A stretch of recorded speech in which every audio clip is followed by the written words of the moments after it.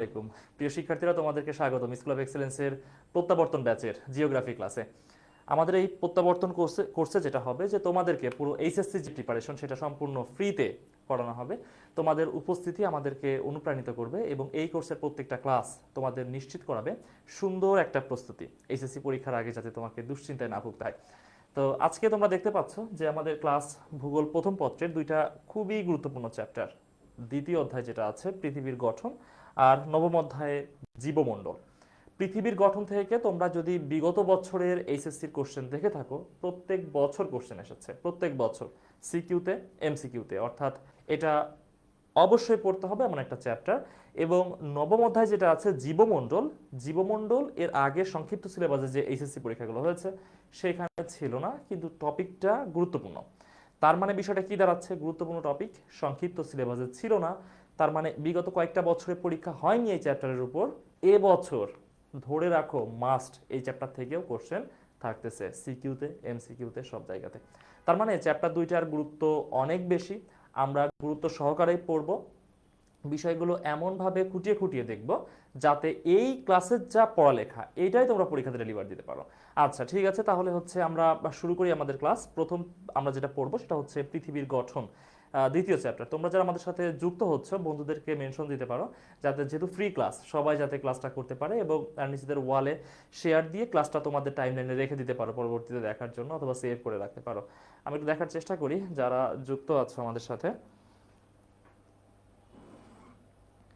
আচ্ছা, অনেকে আমাদের সাথে যুক্ত আছো। আশা করব যে তোমাদের বন্ধুদেরকে মেনশন দিলে উপস্থিতি আরো বেশি হবে। ওকে, ঠিক আছে, তাহলে আমরা শুরু করি আমাদের ক্লাস। যথেষ্ট সংখ্যক উপস্থিতি আছে, আর শুক্রবার শুক্রবার লাঞ্চ করার পর তোমরা মোটামুটি একটু ফ্রি হয়ে বসে আছো, সময়টুকু লেখাপড়ার সাথেই যাক।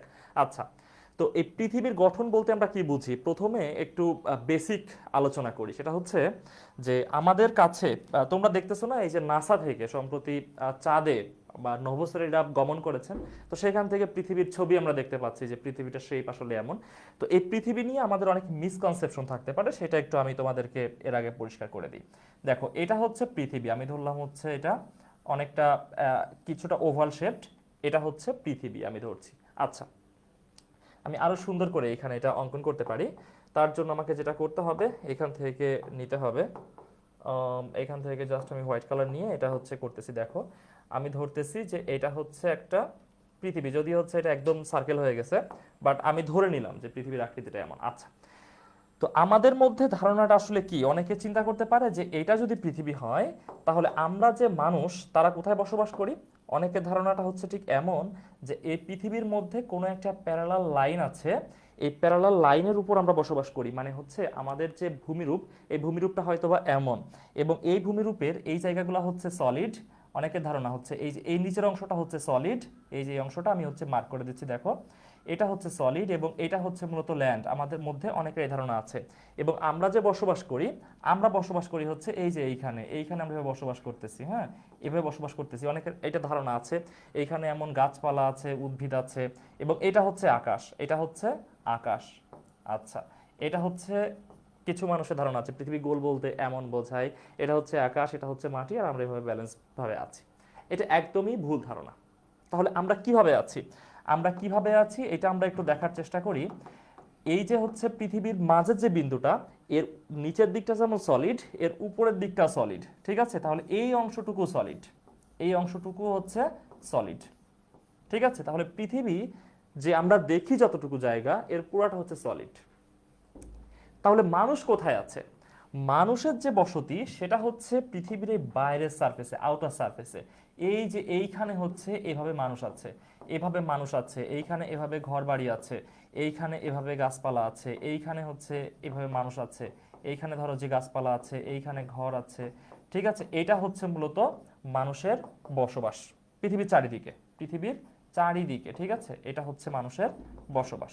আচ্ছা, তো এখন তুমি বলবা যে এইভাবে যদি মানুষ বসবাস করে পৃথিবীর চারিদিকে, তাহলে মানুষ তো ছিটকে যাবে। আর এই যে চারিদিকে দেখতেছো না, এইগুলাই হচ্ছে মহাকাশ, বুঝছো? এই যে আমাদের উপর দিকে যেটা আমরা দেখি, এগুলো সবই হচ্ছে মহাকাশেরই অংশ। মানে এই যে আমরা উপরে যে ফাঁকা জায়গাটা দেখতেছি, এইটাও মহাকাশের অংশ, ঠিক আছে? পৃথিবীর যে কঠিন অবয়ব সেটা হচ্ছে নিচের অংশটুকু, পৃথিবীর কঠিন অংশটুকু এর ভিতরেই, পুরোটা সলিড। আচ্ছা, তাহলে কেন আমরা সিটকে পড়ে যাচ্ছি না, এই যে কাত হয়ে আছি, একদম নিচে আছি, কেন পড়ে যাচ্ছি না? এটাই হচ্ছে পৃথিবীর মধ্যাকর্ষণ শক্তি। ঠিক আছে, যে পৃথিবী তার প্রত্যেকটা তার আশেপাশে থাকা প্রত্যেকটা বস্তুকে নিজের দিকে আকর্ষণ করে, এর জন্য আমরা ছিটকে যাচ্ছি না। তাহলে আমরা উল্টা হয়ে আছি, এইটা কেন অনুধাবন করতেছি না? যে এই যে এইখানে আমি যদি থাকি, তাহলে আমার পা উপর দিকে থাকবে আর মাথা নিচ দিকে থাকবে, এটা কেন আমি ফিল করি না? এটা ফিল করি না, এর কারণ হচ্ছে পৃথিবীর সারফেস অনেক বড়, মানে বিশাল, এটা যে কারণে আমরা বুঝতে পারি না যে আমরা কোন দিকে আসলে হেলে আছি। এত বড় সারফেস আমরা বুঝতে পারি না। তোমরা যদি কখনো সমুদ্রে যাও, আমি ধরলাম যে এই জায়গাটা হচ্ছে সমুদ্র, আমি সমুদ্র মার্ক করে দিই, আমি ধরলাম যে পৃথিবীর এই জায়গাটা হচ্ছে একটা সমুদ্র। তুমি এই যে এই ব্যক্তিটা হচ্ছে তুমি, তুমি এখানে দাঁড়িয়ে আছো। তো দেখবা দাঁড়িয়ে থাকলে সমুদ্রের একটা নির্দিষ্ট দূরে গিয়ে মনে হয় সমুদ্রটা যেন নিচের দিকে নেমে গেছে, পানিটা যেন মাটির সাথে মিশে গেছে, অথবা আকাশটা যেন পানির মধ্যে ডুবে যাচ্ছে, এমন মনে হয় না? এর কারণ হচ্ছে তুমি এখানে দাঁড়িয়ে আছো, আর এই যে পৃথিবী তো একটা অনেক দূরে গিয়ে ধীরে ধীরে ধীরে নিচের দিকে যাচ্ছে, তাই না? তো যেহেতু যাচ্ছে, তখন গিয়ে মনে হয় যে পানিটা যেন নিচের দিকে চলে গেল। আর এই যে বায়বীয় যে আকাশটা আছে, বায়বীয় আকাশটা দেখে মনে হবে যেন হচ্ছে পানির নিচে ঢুকে যাচ্ছে। বিষয়টা হচ্ছে এমন। তাহলে এই উপরের আবরণ যদি কোনো কিছু না থাকে, মানে পৃথিবীর উপরে কোনো আবরণ নাই, বুঝছো? আবরণ যদি না থাকে, তাহলে আমরা আকাশ হিসেবে কি দেখি মূলত? এই আকাশ হচ্ছে মূলত গ্যাসের লেয়ার, গ্যাসের লেয়ার, বুঝছো? এই যে আমরা ধর্মীয়টা পড়েছি না, সাত আসমান, এগুলো সবই হচ্ছে বায়বীয় লেয়ার সাতটা, ঠিক আছে? তাছাড়া তেমন কিছু না। তাছাড়া কোনো কঠিন অবয়ব নাই। যদি কোনো কঠিন অবয়ব থাকতো, তাহলে মানুষ কি কখনো মঙ্গল গ্রহে যাইতে পারতো, বা হচ্ছে তোমার চাঁদে যাইতে পারতো? এটা তো ইম্পসিবল। ধরো এটা হচ্ছে পৃথিবী, আমরা এখানে থাকি, এটা কঠিন কোনো আবরণ, তাহলে আমরা কেমনে আকাশ ভেদ করে চলে যাইতাম? এটা তো ইম্পসিবল ছিল, রাইট? আচ্ছা, তাহলে এই যে বাইরের যে দিকটা আমরা দেখতেছি, এরও আবার ক্লাসিফিকেশন আছে, সেটা আমরা অন্য চ্যাপ্টারে পড়বো, যখন আমরা বায়ুমণ্ডলের চ্যাপ্টার পড়বো তখন। সেখানে আমরা দেখবো হচ্ছে তোমার বায়ুমণ্ডলের যে স্তরগুলো, তোমার হচ্ছে ট্রোপোস্ফিয়ার, স্ট্র্যাটোস্ফিয়ার, এইগুলো আমরা তখন পড়বো। আর এই যে পৃথিবীর গঠন, আজকের ক্লাসের যে আলোচনা, এই আলোচনা হচ্ছে আমাদের এই পৃথিবীর ইন্টারনাল গঠন যেটা আছে, অর্থাৎ সলিড পার্টের যে গঠনটুকু আছে। এই সলিড পার্টের ক্লাসিফিকেশন আমি যদি দেখাই, এই যে এইভাবে আমি একটা রাউন্ড শেপ দিতে পারি, এবং এই রাউন্ড শেপটা হচ্ছে কি, এই এতটুকু হচ্ছে অশ্বমণ্ডল, রাইট? আচ্ছা, এরপরে আমি যেটা করব, আরো একটা রাউন্ড শেপ আমি এখানে দিচ্ছি, এই যে এতটুকু, দেখতে পাচ্ছ এই কালারগুলো আশা করি, এই যে এতটুকু, এইটা হচ্ছে গুরুমণ্ডল, এবং ভিতরেরটুকু হচ্ছে কেন্দ্রমণ্ডল। আচ্ছা, এখন এইখানটাতে আমরা যেটা করব, কালার তো সবগুলো ইউজ করা হয়ে গেছে, এখন কোনটা ইউজ করলে তোমরা চোখে দেখতে পাবা, আমি একটু সেটা নিয়ে ভাবতেছি। আচ্ছা, আমি গ্রিন আবারও দিই। তো এইখান থেকে আমি যদি একটা পাই আকারে কেটে নিই, মানে ওই যে আমরা কেক যেভাবে কাটি না, পাই সাইজে, এই পাই সাইজে কেটে নিই, তাহলে আমরা কি দেখতে পাচ্ছি দেখো তো? ঠিক এমন একটা আকৃতি দেখতে পাচ্ছি, এই যে এমন একটা আকৃতি, রাইট? এমন একটা আকৃতি, তার মধ্যে এমন দুইটা থাকতেছে, মানে ডিমার্কেশন থাকতেছে। আচ্ছা, তাহলে এই যে ডিমার্কেশনটা, এমন একটা চিত্র দেখবা তোমাদের বইয়ে আছে। এই চিত্রটা কি দেখো, এই যে তুমি যদি একটা কেক এমন পাই আকৃতিতে কাটো, তাহলে কেকের সব ইনগ্রিডিয়েন্টস গুলো তোমার কাছে আসবে। এই কেকটা তুমি যদি কেউ এভাবে কাটতো, আমি ধরলাম এটা একটা কেক, কেউ কাটতেছে কেকটা এইভাবে নিয়ে একজনকে এতটুকু সার্ভ করলো, তাহলে এই কেকের সব ইনগ্রিডিয়েন্টস কি সে পাইতো? ইম্পসিবল, কারণ এই ভিতরে কি আছে সেটা জানতোই না, শুধু বাইরের অংশটুকু টেস্ট সে পাইতো। এই কারণে কেকগুলো এভাবে কাটা হয় যাতে সব ইনগ্রিডিয়েন্টস আসে।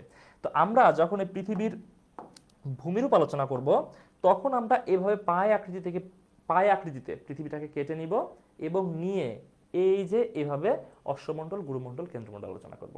বেসিক আলোচনা শেষ হয়েছে, এবার আমরা মূল ক্লাসে যাব।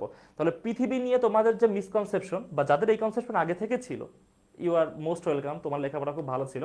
আর যাদের উল্টাপাল্টা কোনো ধারণা ছিল, তারা আশা করি এখান থেকে বুঝে গিয়েছে যে আগের কনসেপশনটা ঠিক না। মূল কনসেপশন হচ্ছে এটা, পৃথিবীর উপরের দিকে কিছুই নাই, ফাঁকা গ্যাসীয় স্তর, এবং যা আমরা পৃথিবীর যে গোল আকৃতি দেখি আমরা, মানে অভিগোলক, এটাকে অভিগোলক বলা হয়, অভিগোলক বৃত্ত, মানে ঠিক বৃত্ত না, একটু চ্যাপ্টা টাইপের, কমলালেবু টাইপের। আচ্ছা, তো এটা মূলত হচ্ছে সলিড, পুরোটা হচ্ছে সলিড, ঠিক আছে, মানে কঠিন আবরণ। আচ্ছা, তাহলে আমরা ক্লাস শুরু করি। তো প্রথমে হচ্ছে ভূত্বক ও তার উপাদান, এখান থেকে আমাদের ক্লাস শুরু হচ্ছে। তো ভূত্বকটা কি? এই যে আমরা যে পড়লাম না, এই যে যেখানে যে মানুষ দাঁড়িয়ে ছিল, গাছপালা ছিল, বসতবাড়ি যেখানে ছিল, অবস্থান করতেছিল, এটা হচ্ছে ভূত্বক, মানে যেখানে আমরা হাঁটতেছি, ল্যান্ড সারফেস, আর্থ সারফেস যেটাকে আমরা বলি, ঠিক আছে, এটা বাংলাতে বলা হয় ভূত্বক, ঠিক আছে। তো সারফেস হচ্ছে ত্বক, আর আর্থ বা ল্যান্ড এটা হচ্ছে ভূমি, তাহলে ভূত্বক। আচ্ছা, তাহলে ভূত্বকটা আসলে কি? অশ্বমণ্ডলের উপরের স্তর হলো ভূত্বক, এর গভীরতা মহাদেশের নিচে সর্বোচ্চ এবং মহাসাগরের নিচে সর্বনিম্ন। তাহলে প্রথম যে কথাটা ছিল, প্রথম কথাটাতে আমরা আবার আসি। অশ্বমণ্ডলের উপরের স্তর হলো ভূত্বক। তাহলে এই যে তিনটা স্তর আমরা দেখলাম, এই প্রথম স্তরের নাম হচ্ছে অশ্বমণ্ডল। অশ্বমণ্ডল, আমরা এটার বিস্তারিত চিত্র অবশ্যই দেখব, এখানে জাস্ট একটু বেসিক না বলে নিলে তোমরা বুঝতে পারবা না। তাহলে প্রথম স্তরের নাম হচ্ছে কি? অশ্বমণ্ডল, এবং অশ্বমণ্ডলের উপরের স্তর হলো ভূত্বক। মানে সবচেয়ে উপরে যেটা আছে, আমরা যেটা চোখে দেখতে পাচ্ছি, হাঁটতে পারছি, ছুতে পারছি, এটা। এখন এই অশ্বমণ্ডল শব্দের অর্থ কি? অশ্ব, এই অশ্ব শব্দের অর্থ কি? এই অশ্ব শব্দের অর্থ হচ্ছে পাথর। ঠিক আছে, এখানে আরেকটা স্পেলিং আছে অশ্ব, সেটা হচ্ছে এমন। এটা একটা স্পেলিং, এটা একটা স্পেলিং। এই অশ্ব বলতে বোঝানো হয় কি? এই অশ্ব বলতে বোঝানো হয় ঘোড়া। ঠিক আছে, হর্স। আর এই অশ্ব বলতে বোঝানো হয় হচ্ছে কি? পাথর। ঠিক আছে, পাথর, মানে শক্ত যে পাথর আমরা বলি না, সেটা। আচ্ছা, তাহলে এই অশ্বমণ্ডল মানে কি? অর্থাৎ ভূত্বক, ভূমণ্ডলের যে স্তরটা পাথর দ্বারা গঠিত। এখন কোন স্তর পাথর দ্বারা গঠিত? মূলত আমাদের যে ভূপৃষ্ঠের উপরের স্তরটা, এটাকেই মূলত পাথর দ্বারা গঠিত হিসেবে ধরে নেওয়া হয়। আসলে এক্স্যাক্টলি পাথর না, বাট তারপরে এটাকে ধরে নেওয়া হয় পাথর দ্বারাই গঠিত। পৃথিবীর অধিকাংশ ল্যান্ড সারফেসগুলো পাথরেই হয়, আমাদের অঞ্চলে যদিও তেমন নাই। আচ্ছা, তো অশ্বমণ্ডলের উপরের স্তর হলো ভূত্বক, বুঝতে পেরেছ তখন?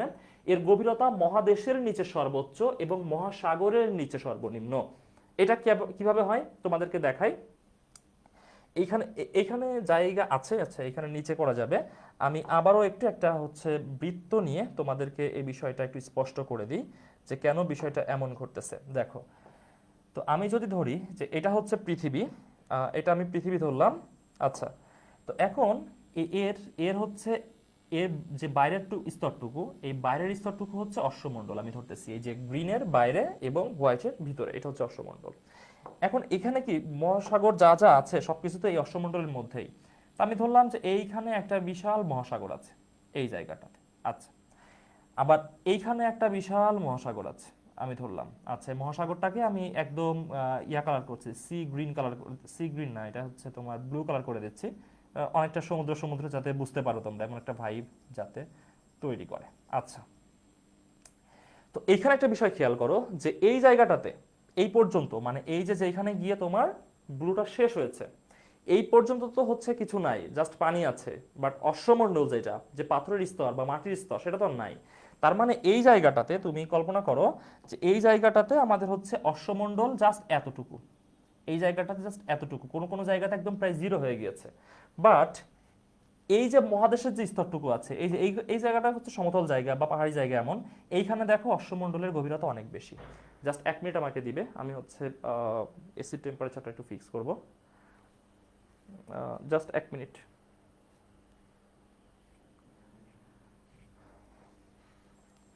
Just 1 minute please.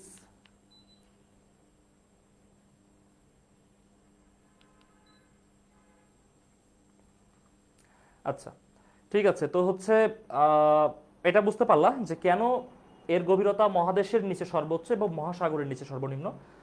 ভূত্বকের ঘনত্ব হচ্ছে 2.2 থেকে 2.9। এই ঘনত্বটা বলতে কি বোঝায়?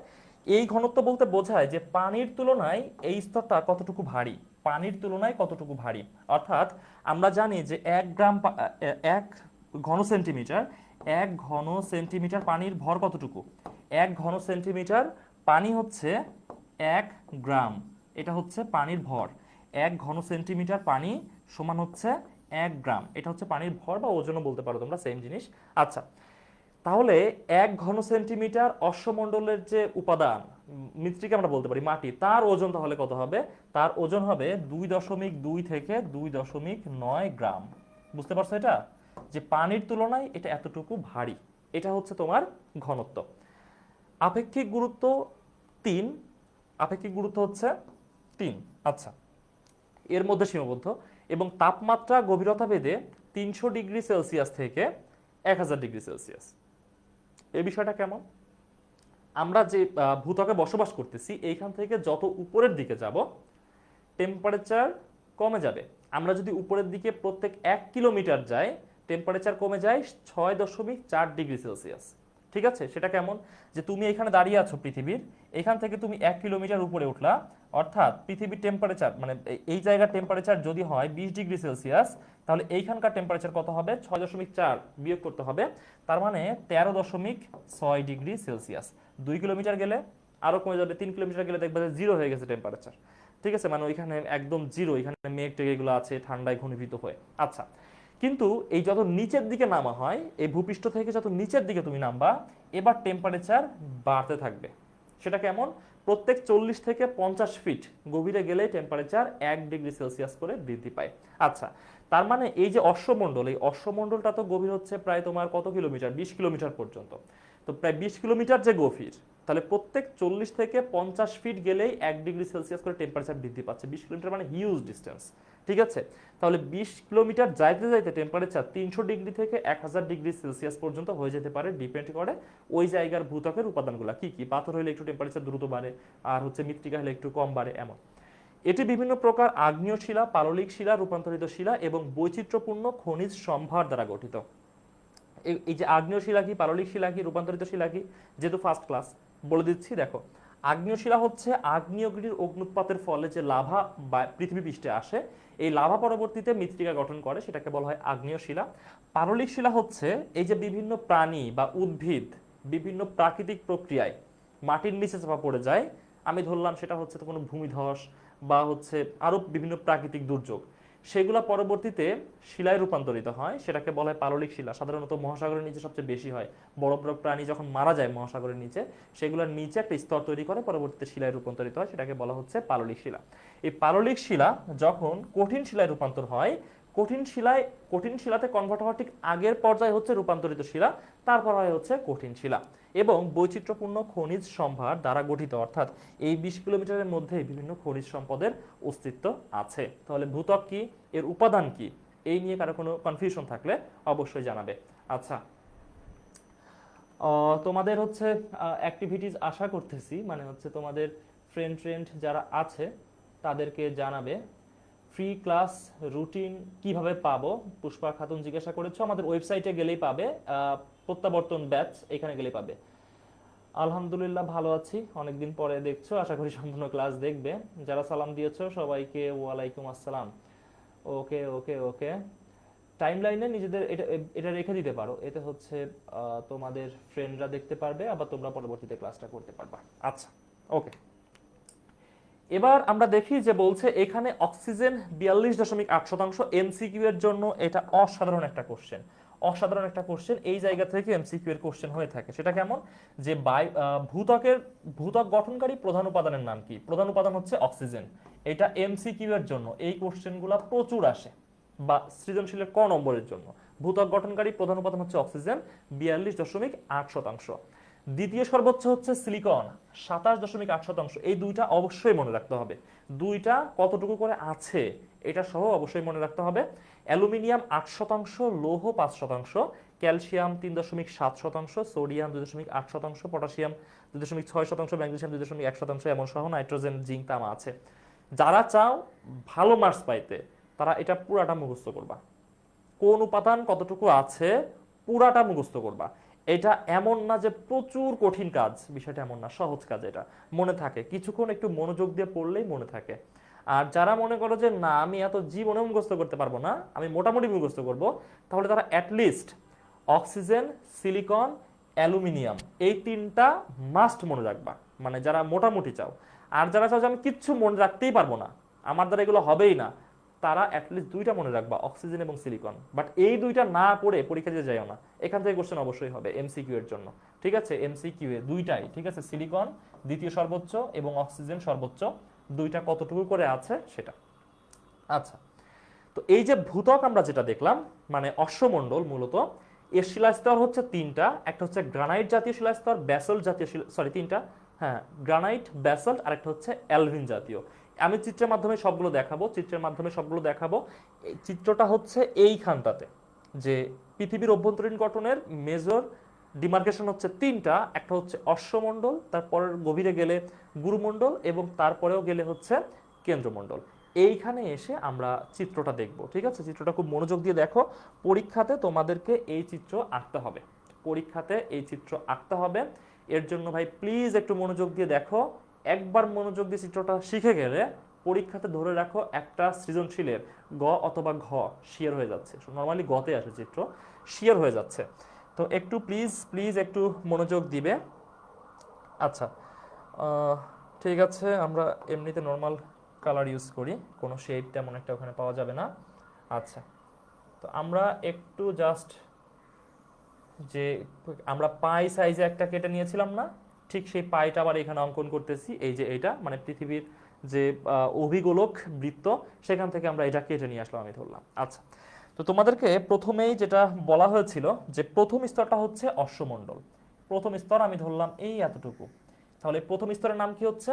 এই প্রথম স্তরের নাম হচ্ছে অশ্বমণ্ডল। খুব খুব খুব মনোযোগ দিয়ে দেখো প্লিজ, ঠিক আছে? এটা 100% 100% এসএসসি পরীক্ষাতে আসবে।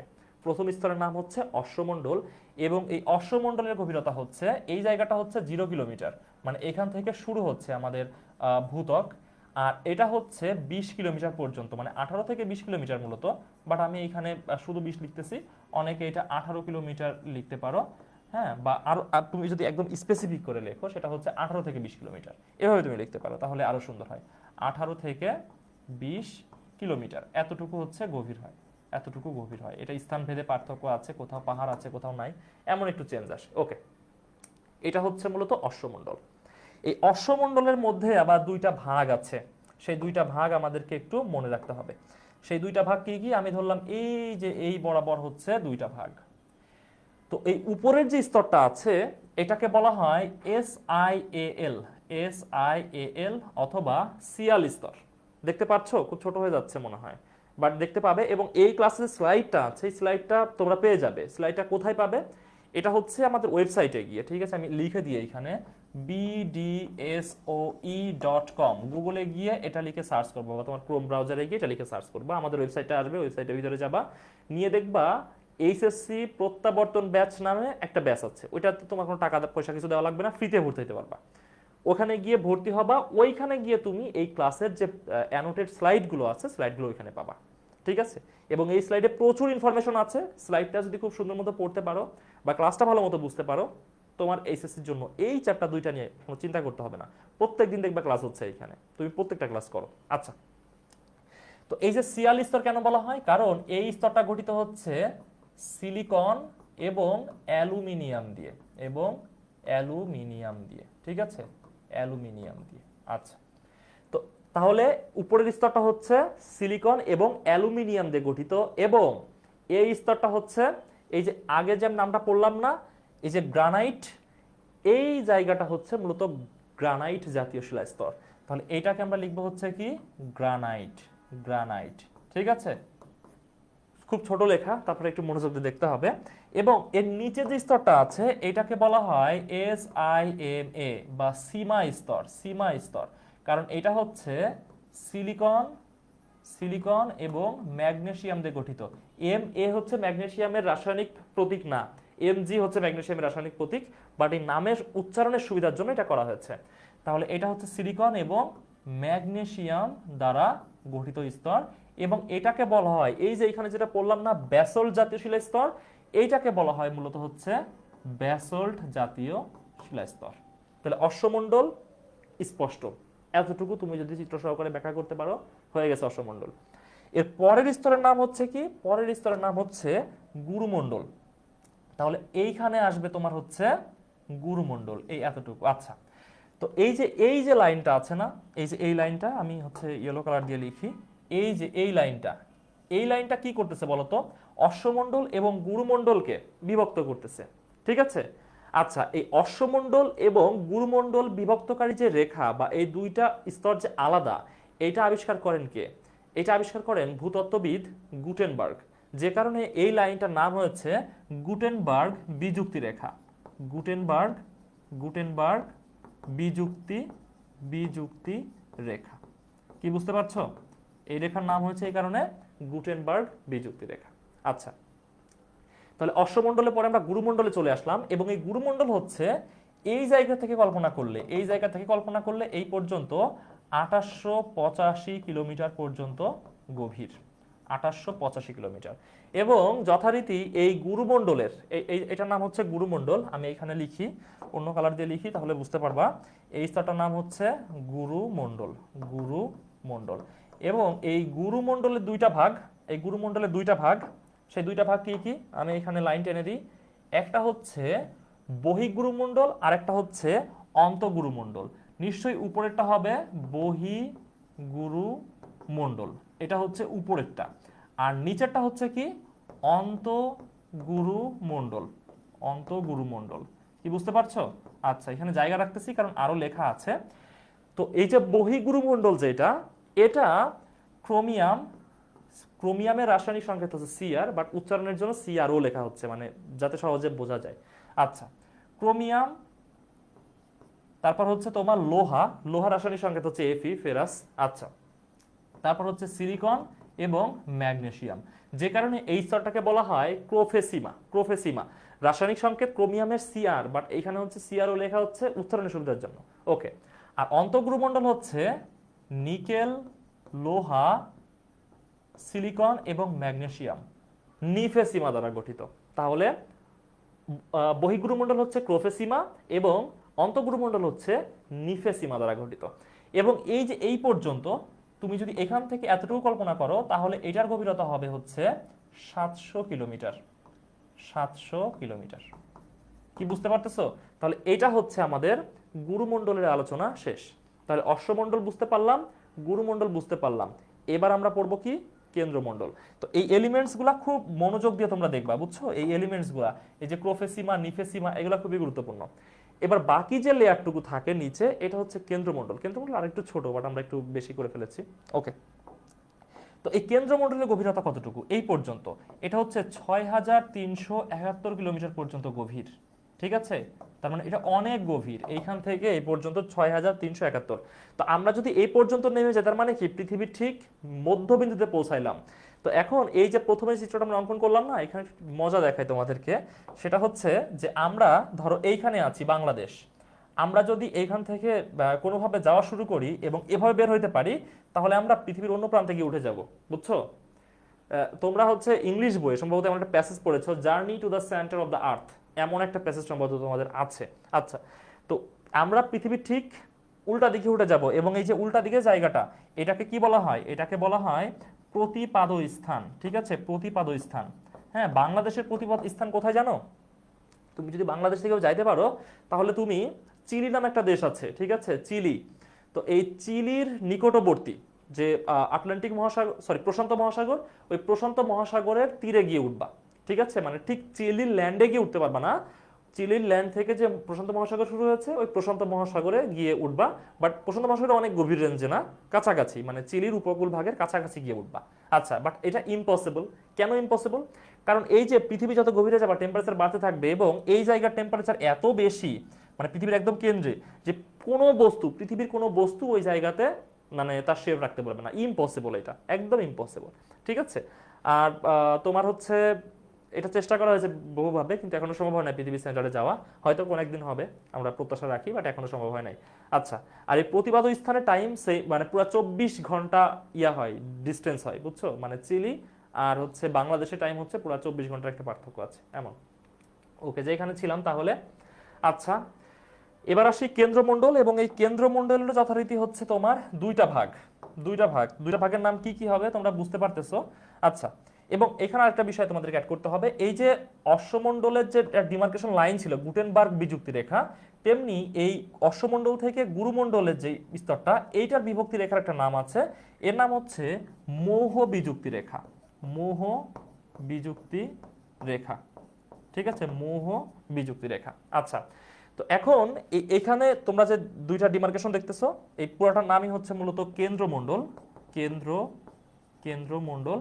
এবং এই কেন্দ্রমণ্ডল মূলত হচ্ছে নিকেল এবং লোহা দ্বারা গঠিত। অনেক ভারী যে পদার্থগুলো আছে, নিকেল, লোহা, এগুলো ভারী না, এগুলো দ্বারা গঠিত। আচ্ছা, যে কারণে এটাকে বলা হয় নিফে, নিকেল এবং লোহা। এফিটা হচ্ছে লোহা, ফেরাস বলা হয় গ্রিক ভাষাতে, যে কারণে এটা হচ্ছে এফ ই। ওকে, তাহলে এই যে চিত্রটা দেখলা না, এটাই হচ্ছে পৃথিবীর ভূ অভ্যন্তরীণ গঠন, এবং পরীক্ষাতে এটা আসবে, এটা তোমরা নিশ্চিত থাকো 99.9%, এতটুকু তোমরা নিশ্চিত থাকো, এটা পরীক্ষাতে আসবে, এইচএসসি পরীক্ষাতে 100%। এর মধ্যে এলিমেন্টসগুলো থেকে তোমার এমসিকিউ আসবে, এবং এই চিত্রটা তোমাকে বলবে অঙ্কন করতে। আর এবার তো অভিন্ন বোর্ডে অভিন্ন প্রশ্নপত্রে পরীক্ষা হবে, তার মানে ধরে রাখো সবার জন্য গুরুত্বপূর্ণ, সব বোর্ডের জন্য গুরুত্বপূর্ণ। ওকে, আচ্ছা, এবার দেখো একটা এমন চিত্র দেওয়া আছে, মানে ওখানে যেটা রেখেছিলাম তার একটা মানে ধারণামূলক চিত্র দেওয়া আছে। তো এখান থেকে তো বুঝতে পেরেছো, এইটার খুব বেশি আলোচনা করতেছি না, এটা তোমরা নিজেরা দেখে নিও যখন পাবে। আচ্ছা, এবার আমরা দেখবো যে পৃথিবীর ভূমিরূপ, অবস্থান ও গঠন কাঠামো যেটা আছে, আমরা অভ্যন্তরীণ কাঠামোটা আলোচনা করেছি, এবার এগুলো সহজে বুঝতে পারবা। দেখো বলছে, পৃথিবীর ভূমিরূপ সর্বত্র সমান নয়। ভূমিরূপ গঠনে লক্ষ্য করা যায় ভূপৃষ্ঠে হাজার হাজার বর্গ কিলোমিটার বিস্তৃত সমভূমি ছাড়াও বিস্তীর্ণ এলাকা, পাহাড়, পর্বত, মালভূমি রয়েছে। অর্থাৎ পৃথিবীর ভূমিরূপ যদি কল্পনা করা হয়, পৃথিবীর জলভাগের সমগ্র পানি শুকিয়ে ফেলে ভূপৃষ্ঠ হতে বহু দূরে অবস্থিত কোনো স্থান হতে শুদ্ধ পৃথিবীর দিকে তাকালে ভূপৃষ্ঠের যে প্রাকৃতিক অবয়ব দৃষ্টিগোচরে আসবে, তাই পৃথিবীর ভূমিরূপ। তাহলে পৃথিবীর ভূমিরূপ যতটা স্মুথ দেখা যায়, চাঁদে থেকে পৃথিবীর ছবি উঠায় পাঠাচ্ছে, স্মুথ না পৃথিবী এতটা। এর কারণ হচ্ছে কি, এটা হচ্ছে তোমার পাহাড় আছে, পর্বত আছে, মালভূমি আছে, সমভূমি আছে, আবার সমুদ্রের পানিগুলো যদি সরিয়ে ফেলা হয়, সেখানে বিশাল সাইজের কি দেখা যাবে, গর্ত দেখা যাবে, মানে নিম্নভূমি দেখা যাবে, এগুলো আছে। তো এটাই হচ্ছে মূলত পৃথিবীর আসল ভূমিরূপ। পৃথিবীর ভূমির এই বৈচিত্র্যতা ও গঠন প্রকৃতির ওপর ভিত্তি করে ভূমিরূপকে তিনটি শ্রেণীতে বিভক্ত করা যায়। সে তিনটি শ্রেণী কি কি? একটা হচ্ছে পর্বত, একটা হচ্ছে মালভূমি, আর একটা হচ্ছে সমভূমি। এই তিনটা হচ্ছে পৃথিবীর ভূমিরূপের সবচেয়ে উল্লেখযোগ্য তিনটা ভূমিরূপ। সবচেয়ে উঁচু হচ্ছে পর্বত, তার চেয়ে একটু নিচু হচ্ছে মালভূমি, এবং তারপর হচ্ছে সমভূমি। কোনো স্থানের উচ্চতা যদি 1000 মিটারের বেশি হয়, তখনই সেটাকে আমরা বলতে পারি হচ্ছে পর্বত। যদি 200 মিটারের বেশি হয় বাট 600 মিটারের কম, সেটাকে আমরা বলবো হচ্ছে মালভূমি। আর 200 মিটারের কম হলে সেটাকে আমরা বলবো হচ্ছে সমভূমি। আর 601 থেকে 999 পর্যন্ত হচ্ছে পাহাড়। সেগুলো নিয়ে আলোচনা করবো আমরা। তো প্রথমে আলোচনা করি হচ্ছে পর্বত। দেখো, পর্বত বলতে পৃথিবী পৃষ্ঠের সবচেয়ে উঁচু ভূমিকে বোঝায়, তবে সংজ্ঞা অনুযায়ী বলা যায় পার্শ্ববর্তী এলাকার তুলনায় অধিক খাড়া ঢাল এবং কমপক্ষে 2000 ফিট উচ্চতা বিশিষ্ট ভূমিকে পর্বত বলে। পর্বত সাধারণত 1000 মিটারের অধিক উঁচু হয়। তো এইটা তোমরা মনে রাখবা, এটা হচ্ছে এক্সাক্ট ডেফিনেশন, যে পর্বত নর্মালি 1000 মিটারের অধিক উঁচু হয়। ঠিক আছে, আচ্ছা, পর্বতের চেয়ে একটু কম উচ্চতা বিশিষ্ট, যেমন 600 থেকে 1000 মিটার হলে এবং স্বল্প বিস্তৃত শিলাস্তূপকে পাহাড় বলে। আমি এটা লিখে দিচ্ছি, দেখো, যদি এমন হয় যে কোনো স্থানের উচ্চতা হচ্ছে 0 মিটার থেকে 199 মিটারের মধ্যে কোনো একটা ভূমিরূপের অবস্থান, ঠিক আছে, এতটুকু হচ্ছে তার উচ্চতা, এটাকে আমরা বলবো হচ্ছে সমভূমি। ঠিক আছে, এটা সমভূমি। আচ্ছা, যদি হয় 200 মিটার থেকে 599 মিটার, এটাকে বলবো হচ্ছে আমরা মালভূমি। ঠিক আছে, এটা হচ্ছে কি মালভূমি। আচ্ছা, যদি হয় 600 থেকে 999 মিটার, সেটাকে আমরা বলবো হচ্ছে পাহাড়। এটাকে আমরা বলবো হচ্ছে কি পাহাড়। আর যদি 1000 মিটার সর্বনিম্ন এবং ঊর্ধ্বে যত হতে পারে, সেটাকে আমরা বলবো হচ্ছে কি পর্বত। যেমন হিমালয় পর্বতমালার উচ্চতা কত? সর্বোচ্চ উচ্চতা হচ্ছে 8848 মিটার। ঠিক আছে, এটা হচ্ছে হিমালয় পর্বতমালার উচ্চতা। আচ্ছা, তো 1000 মিটার হইলে সেটা পর্বত হয়ে যাবে, আর হিমালয় পর্বত হচ্ছে 8848 মিটার। দ্যাট মিনস এটা ডেফিনেটলি হচ্ছে একটা পর্বত। বাংলাদেশের পর্বত কয়টা? বাংলাদেশের মেজর পর্বত হচ্ছে দুইটা, একটা হচ্ছে তাজিং ডং আর একটা হচ্ছে কিওক্রাডং, তাই না? দুইটা। আচ্ছা, তো তাজিং ডং এর উচ্চতা কত? তাজিং ডং হচ্ছে 1232 মিটার, এটা হচ্ছে তাজিং ডং এর উচ্চতা। আর কিওক্রাডং হচ্ছে 1231 মিটার। আচ্ছা, তাহলে এই যে এই দুইটার উচ্চতা দেখো 1000 মিটারের ঊর্ধ্বে, যে কারণে এগুলোকে বলা হচ্ছে পর্বত। আবার বাংলাদেশের গারো পাহাড়, সেটাকে বলা হয় পাহাড়। এর কারণ হচ্ছে কি, গারো পাহাড়ের উচ্চতা 600 650 মিটার এভারেজ হচ্ছে হাইট, মানে 1000 ক্রস করতে পারে নাই, যে কারণে কখনো গারো পাহাড়কে পর্বত বলা হয় না, ওটাকে পাহাড় বলা হয়। আর তাজিং ডং কিওক্রাডংকে বলা হচ্ছে পর্বত। সিলেটের যে পাহাড়গুলো আছে এগুলোকে পর্বত বলা হয় না, কারণ এর হাইট এত বেশি না, মানে মাঝামাঝি সাইজের, মানে তোমার 1000 মিটার ক্রস করে না। আচ্ছা, তো পরীক্ষাতে এমন কোশ্চেন আসে যে বাংলাদেশের সর্বোচ্চ পর্বতমালার নাম কি? তাজিং ডং, বর্তমান নাম বিজয়। আবার বলে যে বাংলাদেশের বৃহত্তম পাহাড়ের নাম কি? তখন অপশনে তাজিং ডংও থাকে, অপশনে গারো পাহাড়ও থাকে। তো অনেকে অনেকে খুব আবেগ মিশায়ে পরীক্ষার গরম হলে নরমভাবে চিন্তা করে উত্তর করে আসে তাজিং ডং, উত্তর ভুল হয়ে যায়। উত্তর হয় তখন হচ্ছে গারো পাহাড়। যখন বলতেছে সর্বোচ্চ পর্বতমালা তখন সেটা হচ্ছে তাজিং ডং। আর তোমাকে যখন বলতেছে যে বৃহত্তম পাহাড় তখন সেটা হচ্ছে কি? নিশ্চয়ই গারো পাহাড়। বুঝতে পেরেছো এখানে আশা করি। তোমাদের কোনো কোশ্চেন থাকলে অবশ্যই করবে এখানে, যে কোনো জিজ্ঞাসা কোনো কোশ্চেন থাকলে অবশ্যই অবশ্যই করবে। আচ্ছা, ওকে ওকে ওকে ওকে, ঠিক আছে। আচ্ছা, আচ্ছা তোমরা হচ্ছে তোমরা প্রথম দিকে ক্লাসে যেভাবে ছিলা যে প্রায় 50 জন, কিন্তু এখন ক্লাসের সংখ্যা উপস্থিতি কমে যাচ্ছে কেন জানি না। আচ্ছা ঠিক আছে, ওকে। তো এবার আসি আমরা পর্বত কাকে বলে। দেখো বলতেছে যে বৈশিষ্ট্যের উপর ভিত্তি করে যে এ ডানা নিম্নলিখিত কয়েকটি নামকরণ করেছেন। প্রথমে হচ্ছে কার্ডিলেরা। কার্ডিলেরা হচ্ছে পাশাপাশি অবস্থিত যে বিভিন্ন পর্বত আছে সবগুলো নিয়ে একটা পার্বত্য অঞ্চল। তো এখানে বলতেছে যে বিভিন্ন প্রকার সুউচ্চ পর্বত শ্রেণী বিশিষ্ট বিস্তীর্ণ পার্বত্য এলাকাকে কার্ডিলেরা বলে। তার মানে হচ্ছে অনেকগুলো পর্বত আছে মিলে একটা যে পার্বত্য অঞ্চল, যেমন উত্তর আমেরিকার পশ্চিম অংশের coast range, Sierra Nevada, Cascade পর্বতশ্রেণী ও রকি পর্বতশ্রেণী দ্বারা সুবিস্তৃত কার্ডিলেরা গঠিত হচ্ছে। তারপর হচ্ছে কি পর্বতশ্রেণী বা রেঞ্জ। পর্বতশ্রেণী হচ্ছে যে উঁচু যে পর্বত শৃঙ্গগুলো আছে, অনেকগুলো পর্বত শৃঙ্গ যখন পাশাপাশি অবস্থান করে। এখানে বলতেছে দেখো যে কাছাকাছি অনেকগুলো পর্বত একসঙ্গে একই অঞ্চলে বিস্তৃত হয়ে পর্বত শ্রেণী গঠন করে। যেমন পাকিস্তান, ভারত, বাংলাদেশের উত্তরাংশে বহু শাখা প্রশাখা মিলে হিমালয় পর্বত শ্রেণী গঠিত হয়েছে। তার কারণ হচ্ছে হিমালয়ের শৃঙ্গ অনেকগুলো। তো অনেকগুলো শৃঙ্গ মিলে যে গঠিত হয়েছে এটা হচ্ছে পর্বত শ্রেণী। আর হিমালয়ের মতো অনেকগুলো পর্বতমালা যখন একসাথে থাকবে তখন সেটা হচ্ছে কার্ডিলেরা। তার মানে কার্ডিলেরা হচ্ছে পর্বত শ্রেণীগুলার সমষ্টি। বুঝছো, মানে অনেকগুলো পর্বত শ্রেণী নিয়ে একটা কার্ডিলেরা, মানে কার্ডিলেরা হচ্ছে আরেকটু ওয়াইড কনসেপ্ট।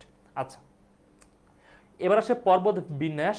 অনেকগুলো পর্বত শ্রেণী একত্রে মিলিত হয়ে গঠিত হয় পর্বত বিন্যাস। পর্বত বিন্যাসের পর্বত শ্রেণীগুলোর পরস্পরের মধ্যে অবস্থান, আকৃতি ও সৃষ্টিগত দিক দিয়ে অনেক মিল থাকে। তারপর হচ্ছে রিজ বা শৈলশিরা। এটা হচ্ছে বিচ্ছিন্ন কোনো যদি একটা ইয়া থাকে, মানে শিরার মতো একটা, মানে পাহাড় থেকে বের হয়ে গিয়ে জাস্ট একটা শিরার মতো সে এককভাবে গমন করতেছে, তখন সেটা হচ্ছে রিজ বা শৈলশিরা। কোনো বিচ্ছিন্ন একক পর্বতখণ্ডকে রিজ বা শৈলশিরা বলে। শৈলশিরাগুলো ভাঁজ অথবা চ্যুতির মাধ্যমে সৃষ্টি হয়। আচ্ছা, তারপর হচ্ছে শৃঙ্গ। শৃঙ্গ আমরা সহজে বুঝি মাউন্টেন পিক, যেটাকে আমরা বলি যে সর্বোচ্চ বিন্দু যেটা কোনো পর্বতে, সেটা হচ্ছে শৃঙ্গ। অধিক উচ্চ পর্বতচূড়াকে শৃঙ্গ বলে। শৃঙ্গগুলো বিভিন্ন আকৃতির হয়ে থাকে, যেমন কোনো কোনো পর্বত শৃঙ্গ স্তম্ভ আকৃতির, কোনোটি পিরামিডের ন্যায়, আবার কোনোটি সূচালো অগ্রভাগ বিশিষ্ট। এবার আসে পর্বত গ্রন্থি। গ্রন্থি মানে কি? গ্রন্থি যে আমরা জয়েন্ট যেটাকে আমরা বলি, ধরো যে এই যে এটা নট আর জয়েন্ট, মানে যেখানে একাধিক বিষয় এসে মিলে যায় সেটা। আচ্ছা, তো যে জটিল উচ্চভূমি হতে অনেকগুলো রিজ বা শৈলশিরা চতুর্দিকে বিস্তৃত থাকে সেটাকে পর্বত গ্রন্থি বলে। মানে যেখানে থেকে সবগুলা বিভিন্ন দিকে যাচ্ছে, মানে ওই জায়গাতে এসে যুক্ত হচ্ছে।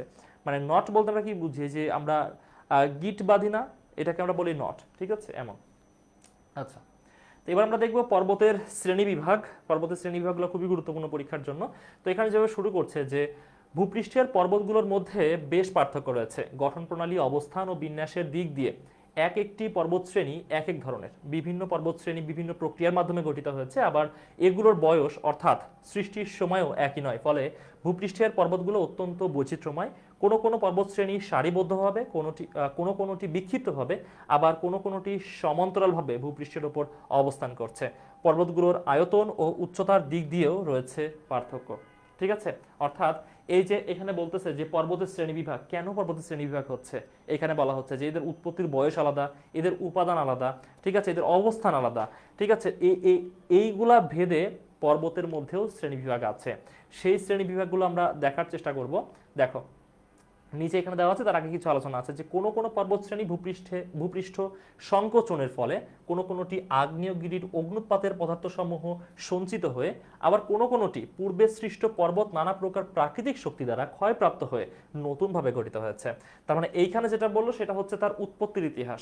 তাহলে তার অবস্থান আলাদা, তার উপাদান আলাদা, তার উৎপত্তির সময় আলাদা, তার উৎপত্তির কারণ আলাদা। তাহলে এই যে মোটামুটি 3 থেকে 4টা কারণে পর্বত সমূহের শ্রেণীবিভাগ হয়ে থাকে। তাহলে তোমাকে যদি বলে যে কেন পর্বত সমূহের মধ্যে আলাদা শ্রেণীবিভাগ আছে, তখন তুমি এটা এক্সপ্লেন করবা যে এর বেসিক কারণ হচ্ছে কি, এর উৎপত্তির সময় আলাদা, উৎপত্তির কারণ আলাদা, উপাদান আলাদা, এর অবস্থান আলাদা। এই 4টা কারণে মূলত ক্লাসিফিকেশন হয়ে থাকে, সেটা আলোচনা করা হয়েছে। এবং আমরা মূল ক্লাসিফিকেশনগুলো দেখি। প্রথমে হচ্ছে ভঙ্গিল বা ভাঁজ পর্বত, যে পর্বত ভাঁজের মাধ্যমে, ভূমিকম্পের মাধ্যমে নিম্নভূমি পরবর্তীতে উঁচু ভূমিতে পরিণত হয় হাজার হাজার লক্ষ লক্ষ কোটি কোটি বছর ধরে, সেটা হচ্ছে মূলত ভঙ্গিল বা ভাঁজ পর্বত, আলোচনা দেখবো আমরা। আগ্নেয় বা সঞ্চয়জাত পর্বত, আগ্নেয়গিরির অগ্নুৎপাতের ফলে যে লাভা বাইরের দিকে আসে সেগুলো জমে যে পর্বত আসে। চ্যুতিস্তূপ পর্বত, ভূমিকম্পের ফলে যে চ্যুতি বা ফাটল দেখা যায় ভূমিরূপে, সেই ফাটল বরাবর একটা অংশ উপরের দিকে উঠে যায়, অন্য অংশ নিচ দিকে নেমে যায়, এর ফলে যে পর্বত সৃষ্টি হয় সেটা হচ্ছে চ্যুতি স্তূপ পর্বত। 4 নম্বর হচ্ছে ল্যাকোলিথ পর্বত। ল্যাকোলিথ হচ্ছে গম্বুজ আকৃতির পর্বত। বিষয়টা হচ্ছে এমন যে লাভা বাইরের দিকে আসতে চেয়েছিল, বাট উপরের ভূত্বক এতটা কঠিন যে নিচের লাভাকে উপর দিকে আসতে দেয়নি। তো এই যে লাভাকে আসতে দেয়নি, তার মানে কি তাই যে লাভা কিছুই করবে না? লাভার নিচ দিক থেকে এমন প্রেসার দিয়েছে, ভূত্বক আটকিয়ে দিলেও ঠিক অনেকটা যেন আমরা বলি না যে কোথাও টিউমার হয়েছে, তো পৃথিবীর একটা বিশাল অংশ টিউমারের মতো ফুলে ওঠে, সেটাকে বলা হচ্ছে মূলত ল্যাকোলিথ পর্বত। সর্বশেষ হচ্ছে ক্ষয়জাত বা অবশিষ্ট পর্বত। ক্ষয়জাত হচ্ছে কি, যে অনেক উঁচু কোনো পর্বত ছিল বা পাহাড় ছিল, সেটা ক্ষয় হতে হতে হতে হতে এখন নিচু পর্বতে পরিণত হয়েছে, সেটা হচ্ছে মূলত ক্ষয়জাত বা অবশিষ্ট পর্বত। আমরা এখন দেখব প্রত্যেকটা পর্বতের বৈশিষ্ট্য। ভঙ্গিল বা ভাঁজ পর্বত, দেখো এই জায়গাটা খেয়াল করো, এই জায়গাটা খেয়াল করো, বুঝতে পারবা যে এটা হচ্ছে লেয়ারগুলা দেখো। এটা হচ্ছে একদম উপরে, বুঝছো, এটা হচ্ছে একদম উপরে। এবার তুমি এটা দেখো, এই যে এইখানে দেখো আর এক ভাঁজে শিলাগুলা সজ্জিত, আর এক ভাঁজে শিলাগুলা সজ্জিত, ঠিক আছে। তারপর দেখবা আর এক ভাঁজে শিলাগুলা সজ্জিত, ঠিক আছে। এইভাবে এইভাবে এর ভাঁজগুলা চলতেই থাকবে।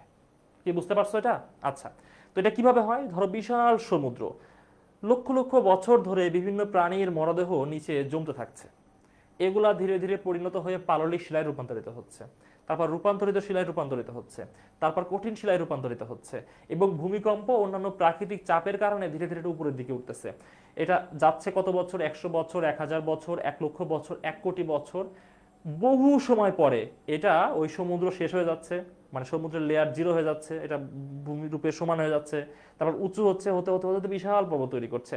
এখনো এই যে হিমালয় পর্বতের বিভিন্ন উঁচু উঁচু শৃঙ্গে সামুদ্রিক জীবাশ্ম পাওয়া যায়, তার কারণ এটা বোঝায় যে এই বিশাল, এই সুউচ্চু যে পর্বত শ্রেণী মাউন্ট এভারেস্ট বা হচ্ছে হিমালয় পর্বতমালা, এটাও একসময় সমুদ্র ছিল, ঠিক আছে। এটা এখন ওখানে উঠে গেছে। আচ্ছা, তো ভঙ্গিল পর্বতের অন্যতম বৈশিষ্ট্য হচ্ছে ভাঁজ। এই যে ভাঁজ দেখালাম, মূলত ভূমিকম্পের একটা ভূমিকা আছে এখানে। ভঙ্গিল পর্বতে অনেক শৃঙ্গ থাকে, এই যে দেখো যে প্রচুর শৃঙ্গ এমন থাকে। ভঙ্গিল পর্বতের শিলাসমূহ স্তর স্তরে সজ্জিত, ভাঁজগুলাই হচ্ছে একটা স্তর। এ পর্বতের মধ্যে স্থানে স্থানে সামুদ্রিক উদ্ভিদ ও জীবজন্তু জীবাশ্ম পাওয়া যায়, আলোচনা করলাম। স্তরযুক্ত নরম পাললিক শিলায় গঠিত এটা, এবং এ পর্বতে দীর্ঘ চ্যুতি রেখা দেখা যায়। চ্যুতি রেখা হচ্ছে কি, এই যে শিলার মধ্যে যে ভাঁজগুলা, ভাঁজ বরাবর চ্যুতি দেখা যায়, ঠিক আছে। আচ্ছা, তবে তোমাদের উপস্থিতি খুবই খুবই খুবই হতাশাজনক। আশা করেছিলাম আরো অনেক বেশি বেশি, হ্যাঁ, তোমাদের বন্ধুরা ক্লাস করবে, বাট সবাই করতেছে না। ফ্রিতে ক্লাস, তারপরেও করতেছে না, ঠিক আছে। আচ্ছা ঠিক আছে, এটা তাদের উপর, বাট আমরা প্রত্যাশা করি যে আরো শিক্ষার্থীরা এঙ্গেজ করবে ক্লাসের সাথে। এটা হচ্ছে একটা ভঙ্গিল বা ভাঁজ পর্বত। এটা দেখো, এটা মাউন্ট এভারেস্টের একটা ছবি, মানে হিমালয় পর্বতমালার একটা ছবি, মাউন্ট এভারেস্টের না। তো হিমালয় পর্বতমালাটা দেখো, এই যে এইখানে যেমন চিত্রটা দেখলো না, ভাঁজে ভাঁজে শিলাগুলো সজ্জিত, এইখানে দেখো ঠিক তেমন ভাঁজে ভাঁজে যেন শিলাগুলো সজ্জিত। আচ্ছা, এবার আমরা দেখব আগ্নেয় বা সঞ্চয়জাত পর্বত। এখানে একটা ছবি দেওয়া আছে, দেখো কি হচ্ছে, এখান থেকে লাভাগুলো আসতেছে, লাভাগুলা এমনি উপরের দিক থেকে বের হচ্ছে, চারিদিকে ছড়িয়ে যাচ্ছে, এই লাভাগুলা জমেই এখানে বিশাল পাহাড় তৈরি করতেছে। এটা হচ্ছে তোমার আগ্নেয় বা সঞ্চয়জাত পর্বত। এ জাতীয় পর্বত সাধারণত মোচা আকৃতির হয়। মোচা মানে কি? মোচা হচ্ছে একটু এই যে তোমার ইয়া টাইপের, এই যে এই এমন টাইপের হয়, ঠিক আছে। এটাকে বলা হচ্ছে কি, মোচা। হ্যাঁ, আমরা হচ্ছে যে কর্ক দিয়ে ওই যে তরল পদার্থ মাপি না, অনেকটা এমন আকৃতির। আচ্ছা, সঞ্চয়জাত পর্বতগুলোর লাভা স্তরের মাঝে প্রস্তরখণ্ড ও ছাই পাওয়া যায়, যেহেতু এটা লাভা পুড়ে পুড়ে আসতেছে, বিষয়টা হচ্ছে এমন। এ পর্বতের উচ্চতা ও ঢাল মাঝারি ধরনের হয়। এ জাতীয় পর্বত আগ্নেয় শিলা দ্বারা গঠিত। কখনো কখনো এ জাতীয় পর্বত অল্প স্থান জুড়ে খাড়া ঢাল বিশিষ্ট হতে পারে। তো পরীক্ষাতে তোমার এই যে এই পর্বতগুলোকে এই পরীক্ষা কেমন আসবে দেখো, তোমাকে বলবে যে হচ্ছে জেরিন গ্রীষ্মের ছুটিতে তার হচ্ছে বন্ধুদেরকে নিয়ে বা তার পরিবারের সাথে এই দেশে বেড়াতে গেলাম, ধরলাম জাপানে বেড়াতে গেল। জাপানে গিয়ে সে বিশেষ ধরনের পর্বতশ্রেণী দেখলো। আবার সে গত বছর যখন নেপালে বেড়াতে গিয়েছিল সেখানে সে ভিন্ন ধরনের পর্বত দেখেছিল। তো এবার তোমাকে গ নম্বরে কোশ্চেন করবে যে জেরিনের দেখা জাপানের পর্বত শ্রেণীগুলো আলোচনা করো। তো জেরিন গিয়েছিল জাপানে, তার মানে সেইখানে কোন ধরনের পর্বত আছে এবার তোমাকে আমি বোঝাই। দেখো যে আগে যেটা বললাম আমরা ভঙ্গিল ভাঁজ পর্বত, এইগুলা হচ্ছে পৃথিবীর সবচেয়ে উঁচু উঁচু পর্বতগুলা। এইগুলা হচ্ছে পৃথিবীর সবচেয়ে উঁচু উঁচু পর্বত যেগুলো আছে সেইগুলা। এখন সেগুলা কোনগুলা খাতা নাও, ক্লাস যখন করবা খাতা নিয়ে বসবা। যেমন এশিয়ার হিমালয় পর্বতমালা অনেক উঁচু, দক্ষিণ আমেরিকার আন্দিজ পর্বতমালা, ইউরোপের আল্পস পর্বতমালা, উত্তর আমেরিকার রকি পর্বতমালা। তো এই যে পৃথিবীর যে সর্বোচ্চ পর্বতমালাগুলো আছে এবং যেগুলোর নাম আমি বললাম এইগুলা নির্দিষ্ট মহাদেশের মানে ওই মহাদেশের সর্বোচ্চ পর্বতমালা। ঠিক আছে, এইগুলা হচ্ছে তোমার ভঙ্গিল ভাঁজ। তাহলে জেরিন গত বছর যখন নেপালে বেড়াতে গিয়েছিল, নেপালে কি দেখেছিল?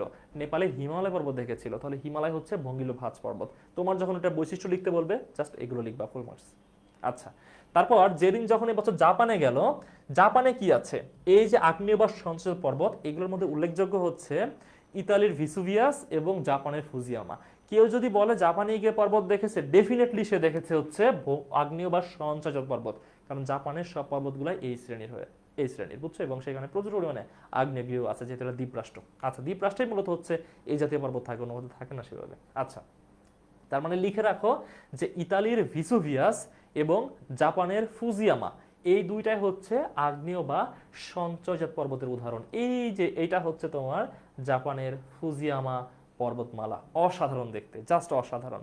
দেখো এই যে এটা বিশাল পর্বত, এই জায়গাটাতে ছিল হচ্ছে তোমার জ্বালামুখ, মানে এখান থেকে লাভাগুলা বের হতো, নিয়ে জমে জমে এই বিশাল পর্বত তৈরি হয়েছে। কত উঁচু কল্পনা করো যে এইখানে কি জমে আছে, এইখানে তোমার বরফ জমে আছে, মানে এত উঁচু যে টেম্পারেচার ওইখানে মাইনাস, জলীয় বাষ্প গিয়ে সেখানে মেঘ জমে বরফ জমে আছে। তাহলে পৃথিবীর সবচেয়ে সুন্দর সুন্দর পর্বতগুলো হচ্ছে আগ্নেয় বা সঞ্চয়জাত পর্বত। তোমরা জাপানে বেড়াতে গেলে এটা উপভোগ করতে পারবো, অসাধারণ জায়গা, অসাধারণ জায়গা। আচ্ছা, তাহলে আগ্নেয় বা সঞ্চয়জাত পর্বত বুঝতে পারলে, এবার হচ্ছে চ্যুতি স্তূপ পর্বত।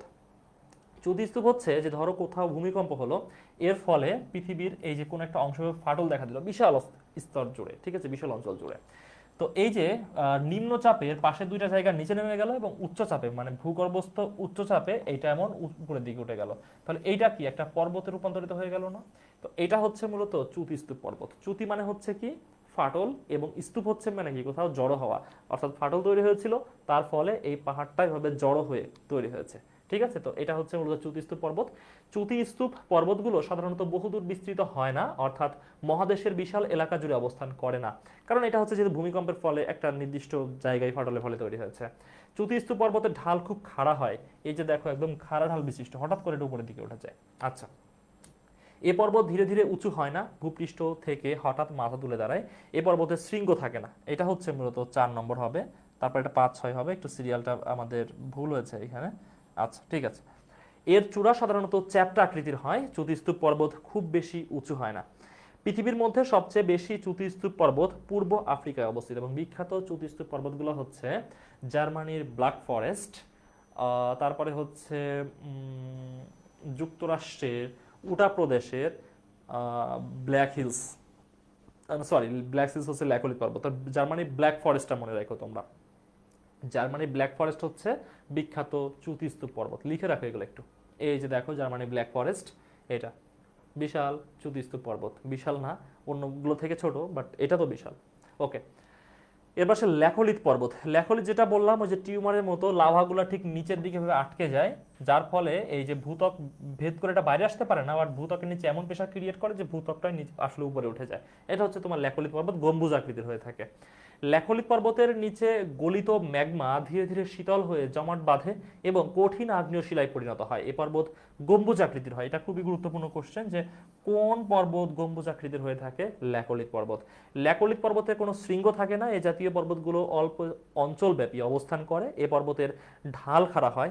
এ জাতীয় পর্বত পর্বতের উচ্চতা সাধারণত কম হয়ে থাকে। কারণ এটা বললাম না যে লাভা তো বাইরে আসতে পারে না, সে তো নিজের দিক থেকে প্রেশার জাস্ট একটু উঁচু করছে।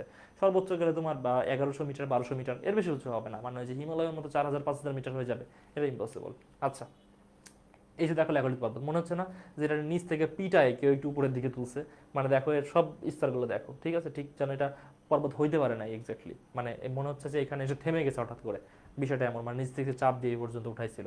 ওকে, এবার আসে ক্ষয়জাত পর্বত। ক্ষয়জাত মানে হচ্ছে যে যে পর্বতগুলো অনেক উঁচু পর্বত ছিল, বিভিন্ন কারণে সেটা ক্ষয় হওয়ার ফলে, লক্ষ লক্ষ বছর কোটি কোটি বছরে ক্ষয় হওয়ার ফলে এখন হচ্ছে তোমার একটা স্টেজ এসে থেমে গেছে, ছোট পর্বত হয়ে গেছে। তো বলতেছে যে ভূপৃষ্ঠ ক্ষয় হয়ে ক্ষয়জাত পর্বত সৃষ্টি হয়। এ পর্বতের শিলাগুলো কোনোটি কঠিন আবার কোনোটি নরম। ভঙ্গিল পর্বত, স্তূপ পর্বত ও আগ্নেয় পর্বতের বিভিন্ন অংশ ক্ষয়প্রাপ্ত হয়ে ক্ষয়জাত পর্বত সৃষ্টি হয়। ক্ষয়জাত পর্বত নর্মালি দেখা যায় হচ্ছে তোমার আয়ারল্যান্ড, স্কটল্যান্ড, এইসব দেশে মূলত ক্ষয়জাত পর্বতগুলো দেখা যায়। আচ্ছা, এই যে দেখো ক্ষয়জাত পর্বতের একটা অবয়ব, এগুলো মূলত আয়ারল্যান্ডের পর্বতের ছবি। আচ্ছা, এবার দেখবো না মানব জীবনের উপরে এইসব পর্বতের প্রভাবটা আসলে কতটুকু। এখানে বলতেছে যে পার্বত্য অঞ্চলগুলোর মধ্যে পৃথিবীর বহু মূল্যবান খনিজ, ধাতু, পদার্থ সীমাবদ্ধ। তাই খনিজ সম্পদে সমৃদ্ধ পর্বতগুলোর অবস্থান যে দেশে যত বেশি, সে দেশ তত বেশি উন্নত। দেখবা যে পৃথিবীর উন্নত দেশগুলো পাহাড়ি দেশ, ঠিক আছে, আমাদের মতো দেশ না। পর্বতের অবস্থান প্রত্যক্ষভাবে এর পার্শ্ববর্তী অঞ্চলের জলবায়ুর উপর প্রভাব ফেলে, যেমন হিমালয় পর্বতমালার অবস্থান ও বাংলাদেশের জলবায়ু। পর্বতের তীরবর্তী দেশগুলোতে প্রচুর বৃষ্টিপাত হয়, আবার এখানে অনেক নদী প্রবাহিত হয়, যে কারণে সেখানকার জলবায়ুতে একটা ইফেক্ট থেকে যায়। অনুকূল জলবায়ুর কারণে পৃথিবীর বহু পর্বতে আদর্শ স্বাস্থ্য নিবাস গড়ে উঠেছে, যেমন ভারতের নৈনিতাল, দার্জিলিং, সিমলা ও পাকিস্তানের মারি, ঠিক আছে। এইসব জায়গাগুলো কি মানে খুবই স্বাস্থ্যকর জায়গা, দেখবা যে মানুষজন ভ্যাকেশনে সেখানে যায়, বা খুব অসুস্থ মানুষকে একটু রিহ্যাবিলিটেশনের জন্য এসব জায়গাতে ডক্টর সাজেস্ট করেন। তো এগুলো হচ্ছে তেমন। ওকে, এ পৃথিবীর বহু পর্বত আছে যা দেশ বিভাগের ভৌগোলিক সীমানা হিসেবে ব্যবহৃত হয়। এ ধরনের সীমানা অত্যন্ত সুদৃঢ় হয়ে থাকে।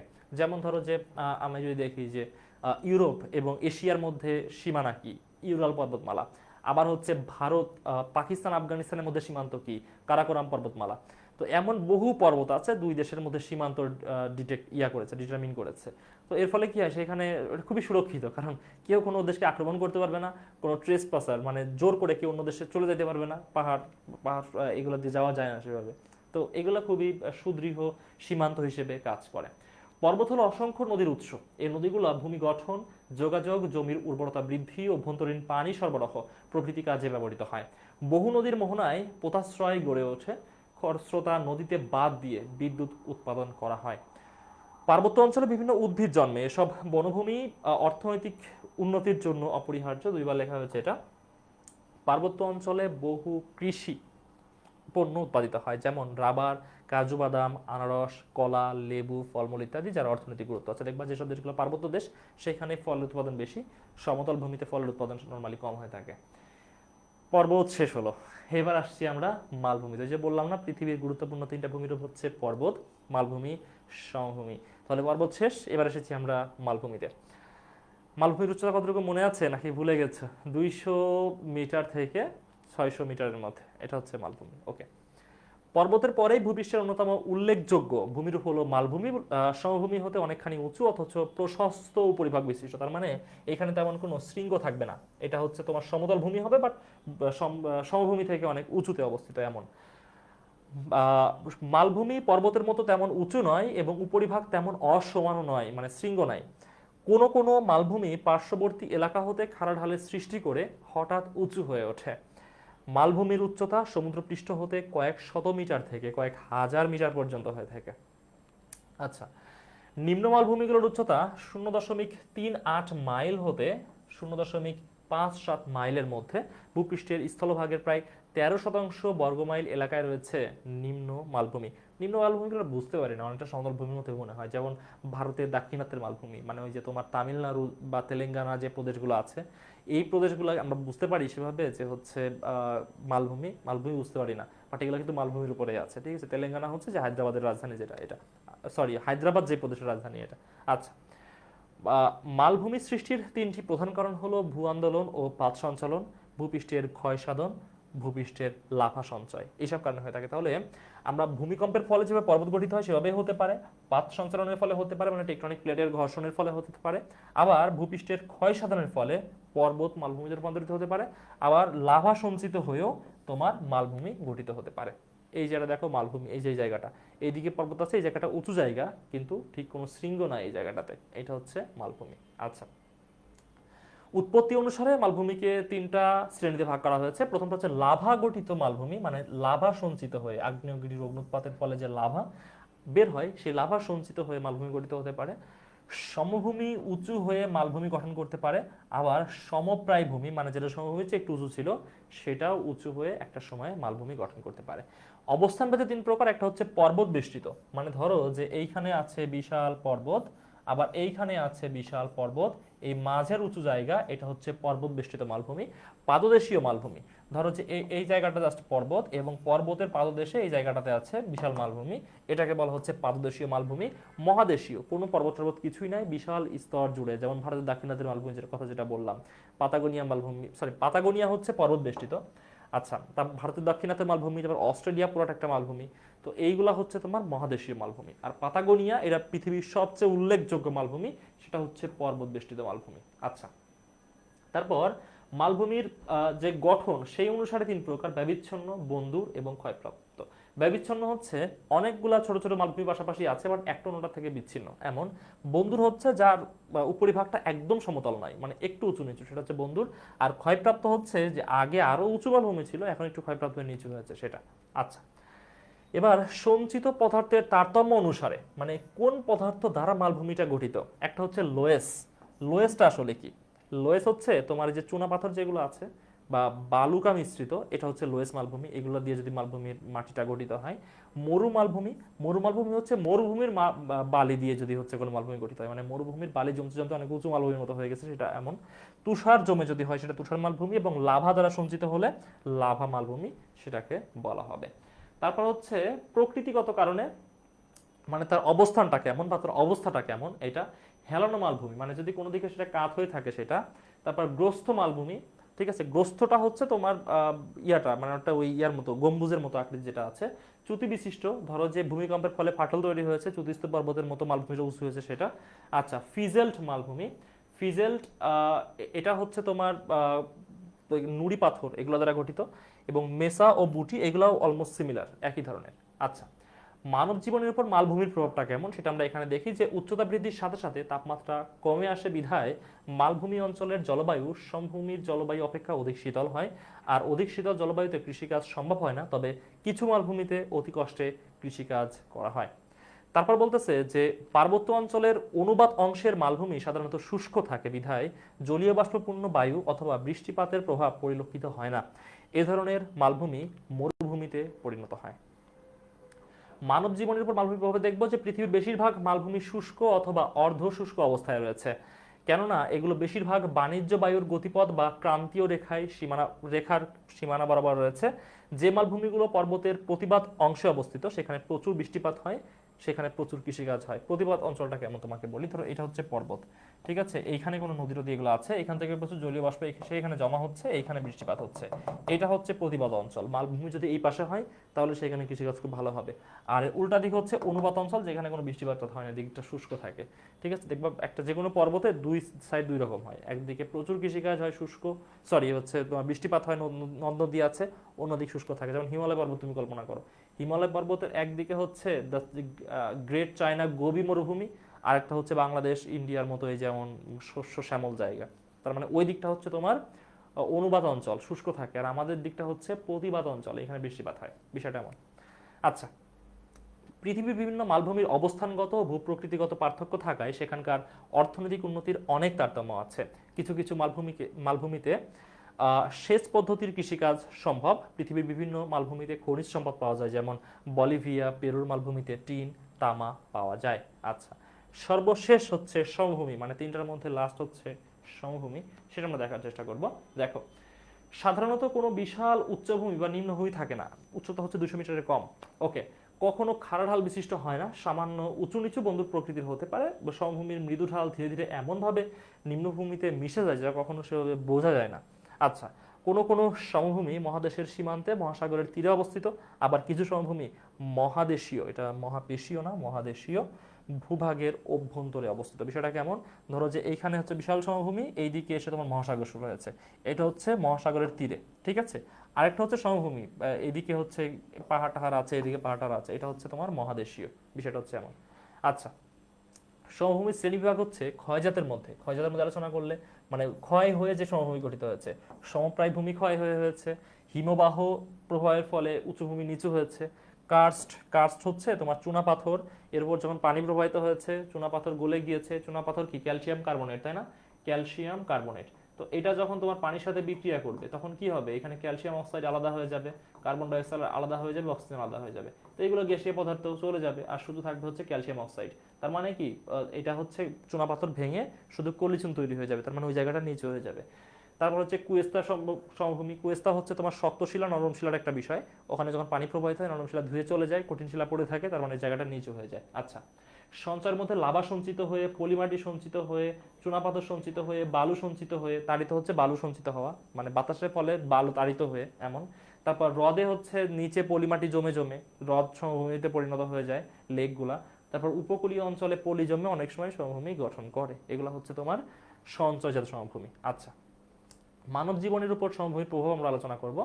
সমভূমি সাধারণত উর্বর হয়, বিশেষ করে সঞ্চয়জাত সমভূমি খুবই উর্বর। সঞ্চয়জাত মানে যে এখানে হচ্ছে যে লাভা সঞ্চিত হয়েছে বা তোমার পলি সঞ্চিত হয়েছে, এগুলো খুবই উর্বর হয়ে থাকে। এজন্য বিশ্বের সবচেয়ে বড় বড় কৃষিক্ষেত্র, কৃষিক্ষেত্র বানানটা এখানে একটু ভুল হয়েছে, বড় বড় নদীর তীরে অবস্থিত। বিশ্বের সকল সমভূমি উন্নত নয়, বিশেষ করে আফ্রিকার কঙ্গো উপত্যকা, দক্ষিণ আফ্রিকার আমাজন ইত্যাদি, এগুলো হচ্ছে খুব বেশি উর্বর নয়, মানে এর মধ্যে একটু পার্থক্য আছে। ওকে, সমভূমি অঞ্চলে সড়ক, নৌ, রেলপথ যাতায়াত সুবিধার জন্য সেখানে নানা ধরনের শিল্প কারখানা গড়ে উঠেছে, সেখানে ব্যবসা বাণিজ্যের সুযোগও বেশি। সমভূমি অঞ্চলে কৃষিকাজের সেচ সুবিধা পাওয়া যায়, সেখানে কূপ, খাল, জলাশয় থাকায় সেচ সুবিধা ব্যবস্থা সুলভে পাওয়া যায়। আচ্ছা, এবার আমরা দেখবো যে বাংলাদেশের ভূপ্রাকৃতিক বৈশিষ্ট্য, এটা হলে ক্লাস শেষ হয়ে যাবে। তো বাংলাদেশের, তার মানে আমরা তিনটা ভূমিরূপ আলোচনা করে ফেলেছি, একটা হচ্ছে পর্বত, একটা হচ্ছে মালভূমি, একটা হচ্ছে সমভূমি। এখন বাংলাদেশের অবস্থানটা কেমন এটা দেখতে হবে, এটা পরীক্ষার জন্য খুবই খুবই গুরুত্বপূর্ণ, এটা পরীক্ষাতে আসে। তো বাংলাদেশের ভূপ্রাকৃতিক যে অবস্থা সেটাকে ভাগ করা হয়েছে তিনটা ভাগে, একটা টারশিয়ারি যুগের পাহাড়, একটা প্লাস্টোসিন কালের সোপান, আর একটা হচ্ছে সাম্প্রতিক কালের প্লাবন সমভূমি। তো এটা আমরা একটা চিত্রের মাধ্যমে দেখার চেষ্টা করি, তাহলে আমাদের মাথায় এটা গেঁথে থাকবে। দেখো, আমি একটা বাংলাদেশের মানচিত্র আঁকবো এবং আমি খুবই আশাবাদী যে মানচিত্রটা ভালো হবে না, বাট ভালো হোক খারাপ হোক, যেহেতু মানচিত্র আঁকতেই হবে তো আমরা আঁকার চেষ্টা করি। হ্যাঁ, আমি ভালো মানচিত্র আঁকতে পারি না, সেভাবে হচ্ছে দক্ষতা নাই, আঁকা আঁকিতে আমি জিরো একদম। আচ্ছা, ধরো যে এটা হচ্ছে তোমার বাংলাদেশের মানচিত্র, ভালোই তাই না? একদম মানে বোঝা যায় যে এটা বাংলাদেশের মতো কোন একটা দেশ। ওকে, ঠিক আছে। তো এটা আমি ধরছি যে এটা হচ্ছে বাংলাদেশ। আচ্ছা, আমি আঁকা আঁকিতে আমার ভালো না, বুঝছো, এগুলো আমার দ্বারা হবে না, এটা আমি জানি। ওকে, তো এখন এই বাংলাদেশকে তুমি তিনটা ভাগে ভাগ করবা, তিনটা পার্টে তুমি ভাগ করবা। আমি একটা সোজা লাইন নিব, বুঝছো, একটা সোজা লাইন নিব। এই লাইনটা নিব কি বরাবর? দেখো, এই লাইনটা আমি নিব এই বরাবর, ঠিক এই বরাবর। আচ্ছা, তো তুমি যদি খেয়াল করে কখনো দেখো যে বাংলাদেশের এই যে পার্টটা আছে না, এই যে পার্টটা আছে, এই পার্টটা মানে এই যে এই লাইনের ডান দিকটা, এই ডান দিকটা একটু পাহাড়ি ধাঁচের। সেই পাহাড়ি ধাঁচটা কেমন আমি ইয়েলো কালার দিয়ে মার্ক করি। সেই পাহাড়ি ধাঁচটা হচ্ছে এর হচ্ছে এই জায়গাটা, এর এই জায়গাগুলো আছে, এটা হচ্ছে এই জায়গাটা পাহাড়ি বাংলাদেশের। হ্যাঁ, আচ্ছা, আবার এই জায়গাটা পাহাড়ি, মাঝে হচ্ছে অঞ্চলটুকু একটু সমভূমি টাইপের। আচ্ছা, আর এই যে নিচের জায়গাটা আছে, এই নিচের জায়গাটা মোটামুটি মোরলেস পুরোটাই হচ্ছে পাহাড়ি। ঠিক আছে, এটা হচ্ছে মোরলেস পুরোটাই হচ্ছে পাহাড়ি জায়গা। আচ্ছা, এটা হচ্ছে পুরোটাই পাহাড়ি জায়গা। এবং এই যে পাহাড়গুলো আছে, এই পাহাড়গুলো হচ্ছে বাংলাদেশের প্রাচীনতম পাহাড়। এটাই হচ্ছে মূলত তোমার টারশিয়ারি যুগের পাহাড় সমূহ। টারশিয়ারি যুগের টারশিয়ারি যুগের টারশিয়ারি যুগের পাহাড় সমূহ। ঠিক আছে, আমি এখানে লিখে দিচ্ছি টারশিয়ারি যুগের পাহাড়সমূহ। এবং এইগুলা এইগুলা প্রায় হচ্ছে তোমার 4-5 কোটি বছর আগে যখন হিমালয় পর্বত গঠিত হয়েছে সেই সময় এটা গঠিত হওয়া। হিমালয় পর্বতের মতোই নেচার, এবং বাংলাদেশে যে তাজিং ডং কিয়প্রডং পর্বত আছে সেইগুলাও এই অঞ্চলেই অবস্থিত। আচ্ছা, এর আবার দুইটা পার্ট কি কি? এই যে এইটা সিলেটের একটা পার্ট, আর রাঙামাটি, খাগড়াছড়ি, বান্দরবন মানে গ্রেটার চিটাগং যে পার্টটা সেটা আলাদা। তো মানচিত্রের উপরের দিক হচ্ছে উত্তর, ডানের দিক হচ্ছে পূর্ব। এটাকে আমরা বলবো হচ্ছে উত্তর পূর্ব অঞ্চলের পাহাড় সমূহ, উত্তর পূর্ব অঞ্চলের পাহাড় সমূহ। আর নিচেটাকে বলবো, নিচ দিক হচ্ছে দক্ষিণ, এটা হচ্ছে পূর্ব, এটাকে আমরা বলবো হচ্ছে দক্ষিণ পূর্বাঞ্চলের পাহাড় সমূহ। এবং বাংলাদেশের যে টোটাল আয়তন, সেই আয়তনের 12%ই হচ্ছে এই টারশিয়ারি যুগের পাহাড় সমূহ। কি বুঝতে পারলা টারশিয়ারি যুগের পাহাড়? এই যে এখানে যেটা বললো টারশিয়ারি যুগের পাহাড়, আলোচনা শেষ। তারপর আসে প্লাইস্টোসিন কালের সোপান সমূহ। দেখো সেটা কেমন প্লাইস্টোসিন কালের সোপান সমূহ। তো আমি হচ্ছে এটা কি কালার দিই, এই কালারটা দিই, দেখি দেখা যাবে এটা। মনে হচ্ছে না, দেখা যাবে, আচ্ছা ঠিক আছে। তো এই প্লাস্টোসিন কালের সোপান সমূহের তিনটা ভাগ আছে। একটা হচ্ছে বরেন্দ্রভূমি। আচ্ছা, বরেন্দ্রভূমিটা কোথায়? এই যে এইখানে যে রাজশাহী নওগাঁ, এই যে এরিয়াটা না, এই কালারটা দেখা যাচ্ছে, দেখা যাচ্ছে মনে হয়, নাহলে আর একটু ডিপ কালার আমি নেওয়ার চেষ্টা করি। দেখি এখান থেকে একটা সুন্দর কালার বানিয়ে নিই, যেটা দেখা যাওয়ার মতো কালার। আমি হচ্ছে ঠিক এই একটা কালার বানিয়ে নিই, ঠিক আছে, ওকে ঠিক আছে। দেখো এই যে এই জায়গাটা, এই জায়গাটা এটা হচ্ছে কি বরেন্দ্রভূমি। রাজশাহী নওগাঁ তার আশেপাশে যে জেলাগুলো আছে সেগুলো নিয়ে হচ্ছে এটা বরেন্দ্রভূমি। আমি এখানে লিখে দিচ্ছি, এটা হচ্ছে বরেন্দ্রভূমি। এই বরেন্দ্র নামে যা কিছু আছে বাংলাদেশে সব কিছুকে রাজশাহীকে মিন করে। বরেন্দ্র জাদুঘর রাজশাহীতে, বরেন্দ্র বিশ্ববিদ্যালয়, মানে এই জায়গাটা প্রাচীন বরেন্দ্র জনপদের অংশ ছিল, এই কারণে সবই হচ্ছে বরেন্দ্রকে মিন করে, রাজশাহী অঞ্চলটা। আচ্ছা, তারপর হচ্ছে মধুপুর ও ভাওয়ালের গড়। ভাওয়াল হচ্ছে গাজীপুরের মধ্যে, আর মধুপুর হচ্ছে টাঙ্গাইল ময়মনসিংহ, এই জায়গাটা, ঠিক আছে। টাঙ্গাইলের মধ্যে হচ্ছে মধুপুর যে থানা।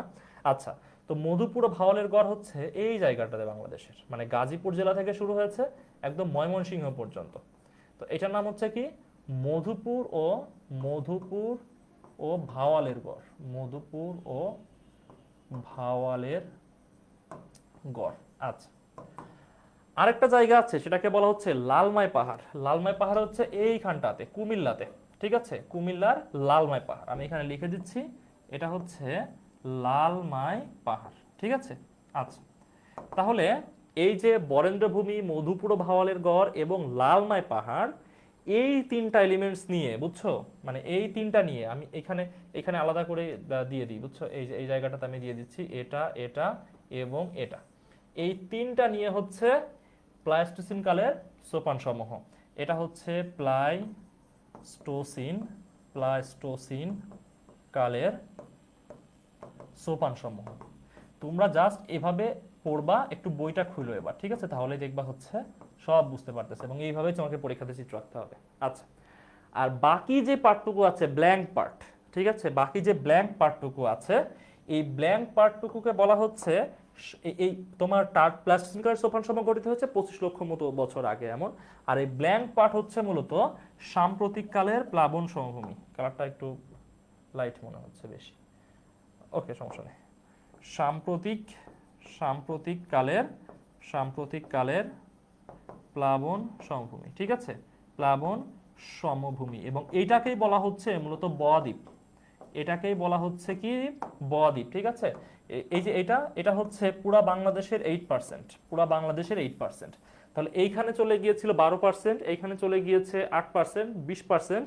তাহলে এই সাম্প্রতিক কালের যে প্লাবন সমভূমি আছে সেটা থাকতেছে কতটুকু? বাকি বাংলাদেশের 80%ই হচ্ছে সাম্প্রতিক কালের প্লাবন সমভূমি, যেগুলো বিভিন্ন নদ নদীর পলি মাটি জমার ফলে গঠিত হয়েছে, এবং এটাকেই মূলত বদ্বীপ বলা হয়ে থাকে। পরীক্ষাতে এটা আসবে। এখন তুমি ডিসাইড করো যে তুমি এটা শিখবা নাকি শিখবা না, তুমি এটা পরীক্ষাতে আনসার করবা নাকি করবা না, আপ টু ইউ। আমার হচ্ছে শেখানোর কাজ আমি শেখাবো, আমরা চাই তোমাদেরকে পড়াইতে আমরা পড়াবো, বাট শেখার কাজ তোমার, শিখতে হবে তোমাকে। বাসায় একটু বইটা তোমাকেই খুলতে হবে, পরীক্ষাতে গিয়ে ভালো করে তোমাকেই লিখতে হবে, এমন চিত্র পরীক্ষাতে গিয়ে তোমাকেই আঁকতে হবে, ঠিক আছে। বা জিওগ্রাফি পরীক্ষাতে যত বেশি চিত্র আঁকবা, যত বেশি চার্ট অঙ্কন করবা, তত বেশি মার্কস পাবা, এটা নিয়ম, ঠিক আছে, ওকে। তাহলে এই যে ভূপ্রাকৃতিক মানচিত্রটা এখানে এঁকে ফেলেছি আমি, তো এখানে আমি জায়গা রেখেছিলাম, বাট জায়গাটা কম হতে এখানে এঁকেছি, জায়গাটা একটু বড় করে নিয়েছি। তো এটা তোমরা বুঝতে পেরেছো আশা করি। তো এটা হচ্ছে আমাদের সেকেন্ড চ্যাপ্টার শেষ। এবার আমরা পড়বো হচ্ছে জীবমণ্ডল, কম্পারেটিভলি ছোট চ্যাপ্টার বাট ইম্পর্টেন্ট চ্যাপ্টার, ঠিক আছে। মানে ওই যে ছোট মরিচে ছোট মরিচে ঝাল বেশি, মানে বিষয়টা এমন, পরীক্ষাতে আসবে এখান থেকে কোশ্চেন।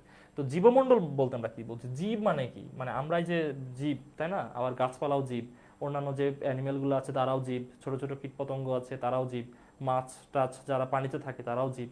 আচ্ছা, তো মণ্ডল মানে হচ্ছে একটা অ্যাটমসফিয়ার যেখানে এইসব প্রাণীগুলো থাকে। তো এই সবাই তো একই রকম না, মানুষ, গাছপালা, মাছ, অন্যান্য পশু প্রাণী, কীটপতঙ্গ সবাই তো এক না, সবার পরিবেশ এক না। তো এই যে সবাই সবাই পৃথিবীতে আছে, সবাই নিজের মতো একটা পরিবেশে আছে, এটাই হচ্ছে জীবমণ্ডল। সব জীবের যে আবাস সেটাই হচ্ছে জীবমণ্ডল। আমরা দেখি জীবমণ্ডল কাকে বলে? পৃথিবীর উপরিভাগ, জলভাগ ও বায়ুমণ্ডলের যে সংকীর্ণ অঞ্চলে প্রাণের অস্তিত্ব স্পন্দন বিদ্যমান তাকে জীবমণ্ডল বলে। এখানে বলতেছে দেখো সংকীর্ণ অঞ্চল, মানে পুরা পৃথিবী যে হিউজ, এই হিউজ সব জায়গায় তোমার ইয়া নাই, প্রাণী নাই, একটা ছোট জায়গাতে প্রাণী আছে, এটাকে বায়োস্ফিয়ার অথবা জীবমণ্ডল বলে। এটি শিলামণ্ডল বা লিথোস্ফিয়ার, মানে ওই যে এর আগে যেটা বললাম শিলা অশ্বমণ্ডল, যেটা অশ্বমণ্ডল আরেক নাম হচ্ছে শিলামণ্ডল। শিলা শব্দের অর্থ পাথর, অশ্ব শব্দের অর্থ পাথর। এটি শিলামণ্ডল বা অশ্বমণ্ডল। বাড়িমণ্ডল, বাড়িমণ্ডল হচ্ছে পানি, মানে যত জলভাগ আছে পৃথিবীর সবকিছু বাড়িমণ্ডল। ও বায়ুমণ্ডলের, বায়ুমণ্ডল হচ্ছে উপরে যে এয়ার সারফেস সেটা, ঠিক আছে, অ্যাটমসফিয়ার যেটা আছে সেটা, এর সংযোগ স্থলে গঠিত, যেখানে সমস্ত জীবন্ত প্রাণী এবং পরিবেশ পারস্পরিক ক্রিয়া প্রতিক্রিয়ার মাধ্যমে বসবাস করে। এটি প্রকৃতির একটি স্বনিয়ন্ত্রিত ব্যবস্থা, ঠিক আছে। আচ্ছা, এই জীবমণ্ডলকে তিনটি ভাগে ভাগ করা হয়েছে। একটা হচ্ছে বাড়ি জীবমণ্ডল। বাড়ি মানে কি? বাড়ি মানে হচ্ছে পানি, অর্থাৎ পানিতে যে বসবাস করে যত প্রাণী আছে, ঠিক আছে, সবকিছু। অশ্ব জীবমণ্ডল, মানে অশ্ব শব্দের অর্থ হচ্ছে এই যে ভূত্বক, মানে ভূমিতে বসবাসকারী সকল প্রাণী। আর একটা হচ্ছে বায়ু, অর্থাৎ বাতাসে বসবাসকারী যে কোনো প্রাণী, বলে বাতাসে কে বসবাস করে। বাতাস হচ্ছে বহু জীবাণু, তারপর হচ্ছে তোমার এই যে মাইক্রোস্কোপিক যে প্রাণীগুলো আছে এগুলো বাতাসে বসবাস করে। ওকে, তো এর মধ্যে কেন শ্রেণীবিভাগ হলো, মানে এই যে জীব জগতের মধ্যে কেন এই বৈচিত্র্য হলো? এর কারণ হচ্ছে প্রজাতির বৈচিত্র্য, মানে এইখানে যত যত প্রাণী আছে এর মধ্যে প্রজাতিগত একটা পার্থক্য আছে, তাদের জেনেটিক্যাল একটা ডিফারেন্স আছে, তাদের যে বসবাসের জায়গা অর্থাৎ যে বাস্তুতন্ত্র, বাস্তুতন্ত্র মানে কি যে পরিবেশে সে বসবাস করে তার মধ্যে ডিফারেন্স আছে, এবং কার্যকারী তার মানে তার আচার আচরণ, তার খাদ্যাভ্যাস বা অন্যান্য জীবন ধারণের স্টাইল, এইগুলো হচ্ছে কার্যকারী জীববৈচিত্র্য। মানে এই যে ডিফারেন্সগুলো আছে এর কারণে মূলত এই জীববৈচিত্র্যের মধ্যে শ্রেণীবিভাগ হয়েছে। মানে সবাই একই পরিবেশে বসবাস করে না। একটা মাছকে তুমি ডাঙায় বসবাস করাতে পারবে না, বা তুমি মানুষ তুমি গিয়ে পানির মধ্যে বসবাস করতে পারবে না, বিষয়টা হচ্ছে এমন, ঠিক আছে। আচ্ছা, তো তোমাদের কোনো জিজ্ঞাসা থাকলে অবশ্যই এখানে করবা, বুঝছো? জিজ্ঞাসা থাকলে অবশ্যই এখানে করবা। ওকে ওকে। পুষ্পা খাতুন, আমি তোমাকে দেখেছি, তুমি হচ্ছে খুবই খুবই অ্যাটেন্টিভ একজন স্টুডেন্ট, খুবই অ্যাটেন্টিভ স্টুডেন্ট। তুমি ক্লাসের একদম প্রথম থেকেই ছিলা, আবার আমাদের একাডেমিক ব্যাচে তুমি আছো, সেইখানেও তুমি খুবই অ্যাটেন্টিভ, ঠিক আছে, এটাও খুবই ভালো সাইন। লেখাপড়া করো খুব সুন্দর মতো, আশা করি ভালো কিছু হবে এইচএসসি পরীক্ষাতে। ক্লাস করা হয় না এখন আর আপনার? এখন ক্লাস করো না কেন?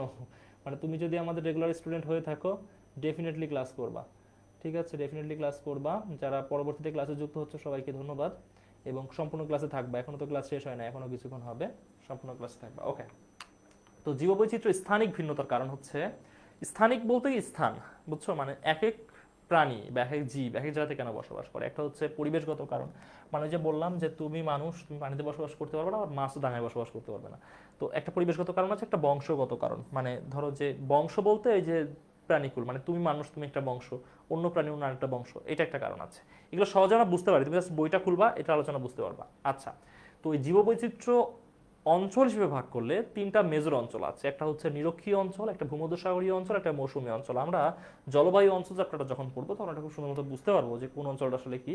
এখানে আমি একটু সামারি আলোচনা করি, এখানে ডিসক্রিপটিভ আলোচনা করতে গেলে অনেক বড় হয়ে যাবে, ওই ক্লাসটা অবশ্যই করবা। আচ্ছা, নিরক্ষীয় অঞ্চল হচ্ছে, আমি ধরলাম যে এটা হচ্ছে পৃথিবী, বুঝছো, এটা হচ্ছে পৃথিবী।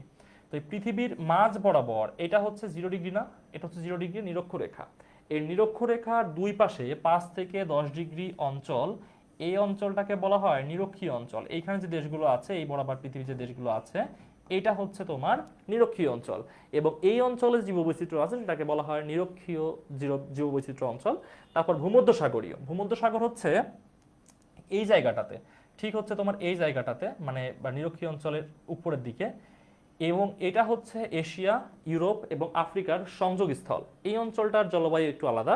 আবার মৌসুমী জলবায়ু হচ্ছে বাংলাদেশের মতো অঞ্চল, যেখানে তোমার মৌসুম পরিবর্তনের সাথে সাথে জলবায়ু পরিবর্তন হয়, মানে আবহাওয়া পরিবর্তন হয়, এটা হচ্ছে মৌসুমী জলবায়ু। এই অঞ্চলের মধ্যে আবার জীববৈচিত্র্যগত পার্থক্য আছে। ঠিক আছে, আমি এই চ্যাপ্টারটা একদম ডেসক্রিপটিভ, আমি প্রত্যেকটা ডেসক্রিপশন দিব না, কারণ দুইটা চ্যাপ্টার আমাকে এক ক্লাস শেষ করতে হচ্ছে, 1.5 ঘন্টার মধ্যে ক্লাস শেষ করে দিব। তোমরা একটু বই খুলে বিষয়গুলো দেখবা, ঠিক আছে? ওকে, তো বাংলাদেশের যে বনাঞ্চল আছে এগুলো একটু আলোচনা করতে হবে, এগুলো পরীক্ষাতে আসে। দেখো যে বাংলাদেশের বনাঞ্চল দেশের মোট আয়তনের প্রায় 15.58 অংশ জুড়ে বিস্তৃত। একটা অনেক জায়গাতে দেখবা 17% আছে, বিভিন্ন রকম আছে, বাট এক্সাক্ট ফিগার হচ্ছে এটা। পরীক্ষাতে আসলে যদি 17 দেওয়া থাকে আর অন্য কিছু না থাকে তখন 17 আনসার করবা, ঠিক আছে? বাট যদি এক্সাক্ট এই ফিগারটা দেওয়া থাকে এটা আনসার করবা, বাট এটা পরীক্ষাতে আসার মতো কোশ্চেন। যা প্রধানত চিরসবুজ বন, পার্বত্য চিরসবুজ মানে যেটা পাতা একসাথে পড়ে যায় না, মানে সবসময় গাছে পাতা থাকে। এটা হচ্ছে মূলত পার্বত্য চট্টগ্রাম, আবার হচ্ছে তোমার ওই যে ইয়াতে সিলেট অঞ্চলে এই জাতীয় বন আছে, চিরসবুজ বনগুলা। ম্যানগ্রোভ বন যেটা, এটাকে বলা হয় স্রোতজ বনভূমি, এটা সুন্দরবনে আছে।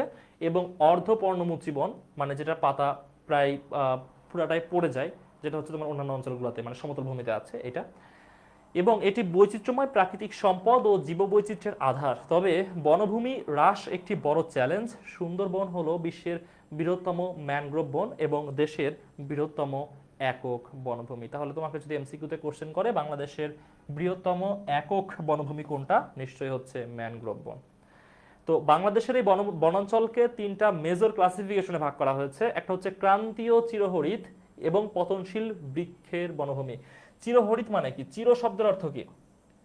চির শব্দের অর্থ হচ্ছে সব সময়, আর হরিত শব্দের অর্থ হচ্ছে সবুজ, মানে সর্বদা সবুজ, সর্বদা সবুজ। তোমরা তোমরা হচ্ছে বাংলাতে বাংলা বই একটা কবিতা পড়েছো না? ওই যে তোমার কি কবিতাটার নাম, ফেব্রুয়ারি 1969 কবিতা। ওইখানে দেখবে একটা লাইন আছে যে হৃদয়ের হরিত উপত্যকায়, এমন একটা লাইন দেখবো ওই বইয়ে আছে, ওই কবিতাতে আছে, হৃদয়ের হরিত উপত্যকায়। এই হরিত উপত্যকা মানে কি? হরিত শব্দ অর্থ সবুজ, সবুজ উপত্যকায়। উপত্যকা মানে কি? পাহাড়ের যে জায়গাটা থেকে পাহাড়ের নিচের অংশ দেখা যায়, ওই জায়গাটা নর্মালি গাছপালা প্রচুর থাকে। তো হরিত উপত্যকা বলতে এটাকে বোঝায়, মানে সবুজ উপত্যকা। আচ্ছা, তার মানে কিছু গাছ থাকে যার পাতা সবসময় একসাথে পড়ে যায় না, কিছু পাতা পড়ে নতুন পাতা গজাচ্ছে, মানে সবসময় গাছগুলো গ্রিন থাকে। এটা হচ্ছে পাহাড়ি অঞ্চলে, নর্মালি তোমার ওই যে চট্টগ্রাম অঞ্চলে যে পাহাড়, আবার সিলেট অঞ্চলে মানে টারশিয়ারি যুগের পাহাড় অঞ্চল, এই পাহাড় অঞ্চলে মূলত এই বন অঞ্চল দেখা যায় বাংলাদেশে। ক্রান্তীয় পত্র পতনশীল মানে যার পাতা পড়ে যায়। বাংলাদেশের পাহাড় অঞ্চল বাদে যে সমতল ভূমিগুলো আছে, ইভেন পাহাড় অঞ্চলেও যে বনভূমিগুলো আছে, ওই সিলেট চিটাগং বাদ দিলে সেগুলো সবই হচ্ছে পত্র পতনশীল। আরেকটা হচ্ছে গড়ান বা স্রোতজ বনভূমি, এটা হচ্ছে আমাদের আমাদের সুন্দরবনের যে বনভূমি এমন সুন্দরবন, ঠিক আছে? মানে এখানে এটা কি হয়, এটা দিনে যখন জোয়ার হয় তখন পানিতে এই গাছগুলোর একটা অংশ পানির নিচে চলে যায়, আবার যখন ভাটা হয় উপরের দিকে উঠে আসে, শ্বাসমূলের সাহায্যে এরা নিঃশ্বাস নেয়। এটাকে বলা হয় স্রোতজ বনভূমি। এই 3 জাতীয় বনভূমি বাংলাদেশে মূলত দেখা যায়। তো বাংলাদেশের অর্থনীতিতে এই বনজ সম্পদের গুরুত্ব কি সেগুলো আমরা দেখবো। সেটা হচ্ছে যে মানুষের প্রয়োজনীয় পণ্য সামগ্রী এই বন থেকে আহরণ করে, কাঠ, মধু, অন্য অনেক কিছু, গোলপাতা, এটা সেটা অনেক কিছু এখান থেকে আসে। আসবাবপত্র ও গৃহ নির্মাণ উপকরণগুলো আসে, শিল্পের উন্নয়ন, শিল্পের কাঁচামাল পাওয়া যায়, সরকারের আয়ের উৎস, মানে সরকার এই বনাঞ্চল থেকে বিভিন্ন সম্পদ আহরণ করে। তারপর পর্যটন শিল্প, এইসব জায়গাগুলোতে মানুষজন ঘুরতে যায়, সেখান থেকে সরকার ভালো পরিমাণে ট্যাক্স পেয়ে থাকে। আচ্ছা, তারপর এটা এটা রিপিটেড হয়ে গেছে। এবার আসি আমরা ইকোসিস্টেমস। ইকোসিস্টেমটা আসলে কি? ইকোসিস্টেম হচ্ছে বাস্তুতন্ত্র। বাস্তুতন্ত্র, বাস্তু মানে কি? যেখানে মানুষজন বসবাস করে বা যে কোনো প্রাণী বসবাস করে, আর তন্ত্র মানে সিস্টেমটা, ঠিক আছে?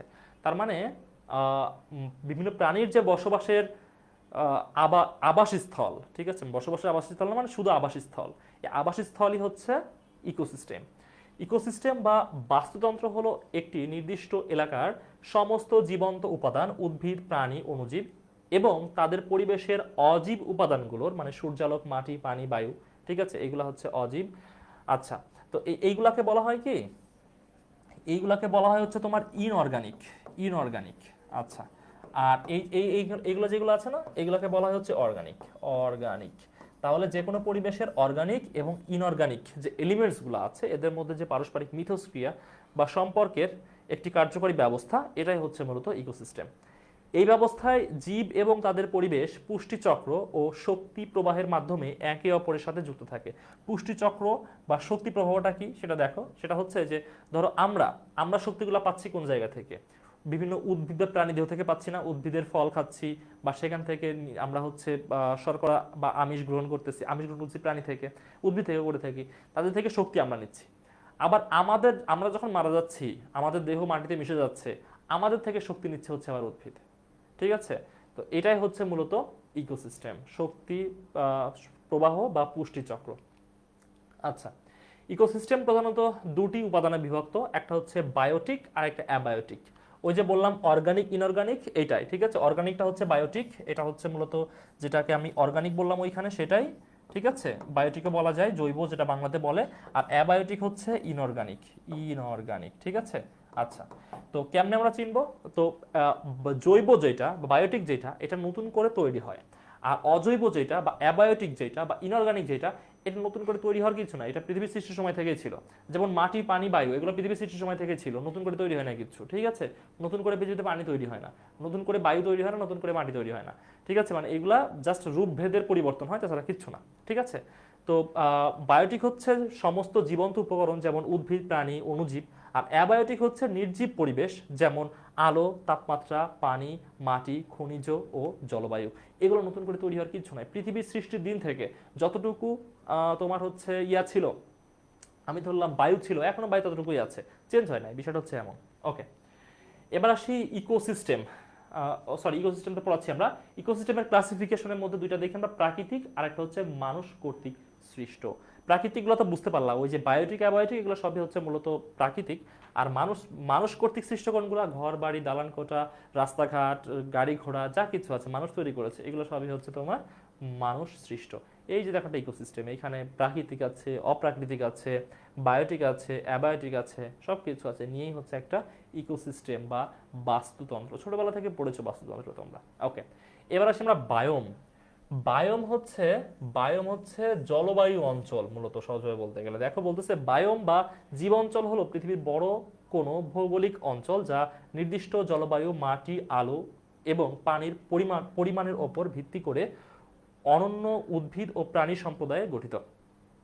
এটি একটি প্রধান বাস্তু সংস্থান যা মূলত সেখানকার প্রধান গাছপালার ধরন অনুযায়ী বন, মরুভূমি, তৃণভূমি বা জলজ অঞ্চল হিসেবে সংজ্ঞায়িত হয়। আচ্ছা, এই বায়োম হচ্ছে একটা স্থলজ আর একটা হচ্ছে জলজ। মানে স্থলে যে বায়োম গড়ে ওঠে, মানে প্রাণীদের আবাস গড়ে ওঠে সেটা। আর জলজ হচ্ছে পানিতে যেটা গড়ে ওঠে। এখন বলবা যে ইকোসিস্টেম আর বায়োম কি এক? নো, এক না। ইকোসিস্টেম হচ্ছে সেটা ছোট জায়গা, আর বায়োম হচ্ছে বিশাল অঞ্চল। ধরো যে তোমার বাংলাদেশে কোনো একটা ছোট্ট একটা জায়গার ইকোসিস্টেম আছে, আর পুরা বাংলাদেশ, সাউথ এশিয়ার হচ্ছে একটা বায়োম আছে, ঠিক আছে। বায়োম হচ্ছে বিশাল বড় অঞ্চল, আর ইকোসিস্টেম হচ্ছে ক্ষুদ্র। ধরো যে একটা পুকুরের ইকোসিস্টেম আছে, একটা পুকুরের মধ্যে ব্যাঙ আছে, মাছ আছে, সাপ আছে, কাঁকড়া আছে, হ্যাঁ, ছোট ছোট পোকা আছে, ওই পুকুরের একটা ইকোসিস্টেম আছে। আর পুরা পুরা ধরো যে এশিয়া মহাদেশের একটা বায়োম আছে, ঠিক আছে। বায়োম হচ্ছে জলবায়ু অঞ্চলকে রেফার করে, আর ইকোসিস্টেম হচ্ছে ক্ষুদ্র একটা জায়গার জীব বৈচিত্র্যকে তোমার ব্যাখ্যা করে। বুঝতে পারছো? ওকে, এবার আমরা দেখব কার্বন চক্র। কার্বন চক্র হচ্ছে মূলত ওই যে পুষ্টি চক্র যেটা আমরা বললাম না, সেই বিষয়টাকে মিন করতেছে। সেটা হচ্ছে কেমন দেখো, যে একটা উদ্ভিদ সে কি করে, সেই উদ্ভিদ বাতাসের কার্বন ডাই অক্সাইড গ্রহণ করে, ঠিক আছে। তারপর সে যেটা করে, সূর্যের আলো, সে এনার্জি, আমি যেটাকে বললাম সূর্যের আলো হচ্ছে এনার্জি, শক্তি, ঠিক আছে, সেটা সে গ্রহণ করে। এবং বাতাসের জলীয় বাষ্পের সংকেত হচ্ছে H2O, মানে পানির একটা ফর্ম হচ্ছে জলীয় বাষ্প, এটা সে গ্রহণ করে। সে কি করে, শর্করা তৈরি করে, মানে সে গ্লুকোজ উৎপাদন করে, শক্তি উৎপাদন করে। তো শর্করা বা গ্লুকোজ, এটা সংকেত আমরা কি লিখবো? গ্লুকোজ C6H12O6, অর্থাৎ 6 অণু কার্বন, 12 অণু হাইড্রোজেন, 6 অণু অক্সিজেন, এটা সে তৈরি করে। এবং সাথে সে হচ্ছে শক্তি উৎপাদন করে, হচ্ছে এটা শক্তি, মানে শক্তি না, জাস্ট এটাই আমি এটা সে উৎপাদন করে থাকে। ওকে, আচ্ছা, তো এখন এটা ধরো একটা ফল, আমি ধরলাম এটা একটা অ্যাপেল, ঠিক আছে। মানে সে গ্লুকোজ হিসেবে একটা আপেল তৈরি করেছে, মানে সে তার গ্লুকোজ প্যাক তৈরি করবে না, সে কোনো ফল তৈরি করবে বা কিছু তার হচ্ছে ফসল তৈরি করবে, এটা। আচ্ছা, এখন এটা মানুষ খাইলো, ঠিক আছে, এটা খাইলো মানুষ, C6H12O6, এটা মানুষ খাইলো।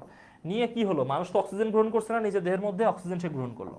নিয়ে কি হবে, এটা বিক্রিয়া ঘটাবে না তার দেহের মধ্যে? সেই বিক্রিয়ার মধ্যে কি তৈরি হবে? এই বিক্রিয়ার ফলে তৈরি হবে তার দেহে কার্বন ডাই অক্সাইড তৈরি হবে, তার দেহে হচ্ছে তোমার শক্তি তৈরি হবে, আবার তার দেহে হচ্ছে তোমার মানে হিট তৈরি হবে। মূলত তার দেহে ওই খাবারের ফলে তো হিটগুলো তৈরি হয়। কার্বন ডাই অক্সাইড এনার্জি এবং বাকি পানি সে তৈরি করবে, এবং এই কার্বন ডাইঅক্সাইড আবার কে গ্রহণ করবে? এই উদ্ভিদ আবার গ্রহণ করবে। ঠিক আছে, তার মানে দেখো তার থেকে আমরা নিলাম আবার তাকেই আমরা দিচ্ছি। তার মানে বিষয়টা কি, সাইকেলে চলতেছে না, একটা সাইকেল চলতেছে না? তো এটাই হচ্ছে মূলত চক্র। কি চক্র? কার্বন চক্র বা কার্বন সাইকেল। বুঝতে পারছো? দেখো বলছে কার্বন চক্র হলো সেই প্রাকৃতিক প্রক্রিয়া যার মাধ্যমে কার্বন পরমাণু, বায়ুমণ্ডল, জীবজগৎ, উদ্ভিদ ও প্রাণী, মাটি এবং মহাসাগরের মধ্যে অবিরাম আবর্তিত হয়। কেমনে আবর্তিত হয়? এই প্রক্রিয়ার মাধ্যমে হয়ে থাকে। ওকে, যা পৃথিবীর কার্বন ভারসাম্য বজায় রাখে। সালোক সংশ্লেষণ ও শ্বসনের মাধ্যমে দ্রুত এবং আগ্নেয়গিরির অগ্নুৎপাত, জীবাশ্ম জ্বালানি পোড়ানো ও পচন প্রক্রিয়ার মাধ্যমে ধীর গতিতে এই চক্র সম্পন্ন হয়, এবং বর্তমানে মানুষের কার্যকলাপ এই চক্রে বড় পরিবর্তন আনছে। কেন আনছে? তার কারণে এই যে আমরা প্রচুর পরিমাণে কার্বন ডাইঅক্সাইড তৈরি করতেছি। এই কার্বন ডাইঅক্সাইড তৈরি করার কারণে কি হচ্ছে? বাতাসে কার্বন ডাইঅক্সাইডের পরিমাণ বেড়ে যাচ্ছে, ইমব্যালেন্স হয়ে যাচ্ছে। প্রাকৃতিকভাবে ব্যালেন্স ছিল, বাট আমরা ইমব্যালেন্স করে ফেলতেছি। এই ঘটনা ঘটতেছে, যেই কারণে এই কার্বন চক্রটা ঠিকমতো ঘটতে পারতেছে না। তো এটাই হচ্ছে আমাদের ক্লাস। বুঝতে পেরেছো আশা করি। এইবার এই ক্লাসটা করার পর আমাদের ওয়েবসাইটে গিয়ে এই ফ্রি কোর্সে ভর্তি হও, মানে কোনো টাকা দেওয়া লাগবে না তোমাকে। তুমি জাস্ট তোমার ক্রোমে বা গুগলে গিয়ে লিখবা bdsoe.com, লেখার পর ওয়েবসাইটটা পেয়ে যাবা। ওয়েবসাইটে ঢুকবা, স্ক্রল করবা, দেখবা বিভিন্ন কোর্স আছে সেখানে। দেখবে একটা কোর্সের নাম হচ্ছে প্রত্যাবর্তন 26। ঠিক আছে, প্রত্যাবর্তন প্রত্যাবর্তন 26, এই এমন একটা কোর্সের নাম আছে। ঠিক আছে, ওই কোর্স দেখবা ফ্রিতেই ভর্তি হয়ে যাচ্ছে, কোনো টাকা দেওয়া লাগতেছে না। ওইখানে জাস্ট ভর্তি হয়ে থাকবা, হইলে তুমি কি পাবা? এই ক্লাসগুলো তো রেকর্ড থাকবে, তো রেকর্ড পাবা। আরো কিছু ক্লাস রেকর্ডেডই হবে, সেগুলো পাবা। আর সাথে স্লাইডগুলো পেয়ে যাবা, এই স্লাইডগুলো ওইখানে থাকবে। বুঝছো? মানে এই পিডিএফ তোমরা পেয়ে যাও ওইখানে। তো এই পিডিএফটা সেখান থেকে পড়বা, আর একটু জাস্ট বইটা খুলো, বইটা একটু পড়ো, তাইলেই হবে। তো ধন্যবাদ তোমাদেরকে পুরো ক্লাসে থাকার জন্য। আমাদের ওইখানে আরেকটা জিনিস পাবা, সেটা হচ্ছে আমাদের কোর্স আউটলাইন পাবা, মানে কোন ক্লাসটা কোন তারিখে কোন সময় হবে।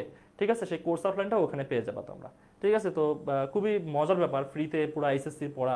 ধরো যে কয়টা ক্লাস, আমি ধরলাম যে আমাদের আউটলাইনে আছে 150 মতো ক্লাস, আর এর বাইরে তো ক্লাস হয়। তোমরা দেখেছো যে আমাদের স্টুডেন্টের কাছে জিজ্ঞাসা করবা, আমাদের কোর্স আউটলাইনের চেয়ে অনেক বেশি ক্লাস হয় পরবর্তীতে, মানে কোর্স শেষ হওয়ার পরেও অতিরিক্ত ক্লাস চলতে থাকে। তো আমি ধরলাম 180টা ক্লাসই হলো, ন্যূনতম 180টা ক্লাস। তো 180টা ক্লাস তুমি যদি করতা দিনে, মানে দিনে যদি একটা করে ক্লাস করতা, মানে কোনো টিচারের কাছে গিয়ে, তো দিনে একটা করে করলে 180টা ক্লাস করতে তোমার লাগতো 6 মাস। তার মানে 6 মাসের পড়া আমরা পুরো ফ্রিতে তোমাকে পড়াচ্ছি। এখন দেখো যে তুমি এটা গ্রহণ করবা কিনা। এবং আমরা যারা পড়াচ্ছি তারা সবাই ঢাকা বিশ্ববিদ্যালয়ের খুবই ভালো ভালো ডিপার্টমেন্টের শিক্ষার্থী, এবং এইচএসসি পরীক্ষাতে যথেষ্ট ভালো ফলাফল করে আসা। অর্থাৎ তোমরা মোটামুটি খুবই ভালো শিক্ষকের কাছে প্রায় 6 মাসের পড়া একদম বিনামূল্যে পড়তে পারছো। বাকি ডিসিশন তোমার উপর। ধন্যবাদ তোমাদেরকে, পরের ক্লাসে দেখা হচ্ছে। আসসালামু আলাইকুম।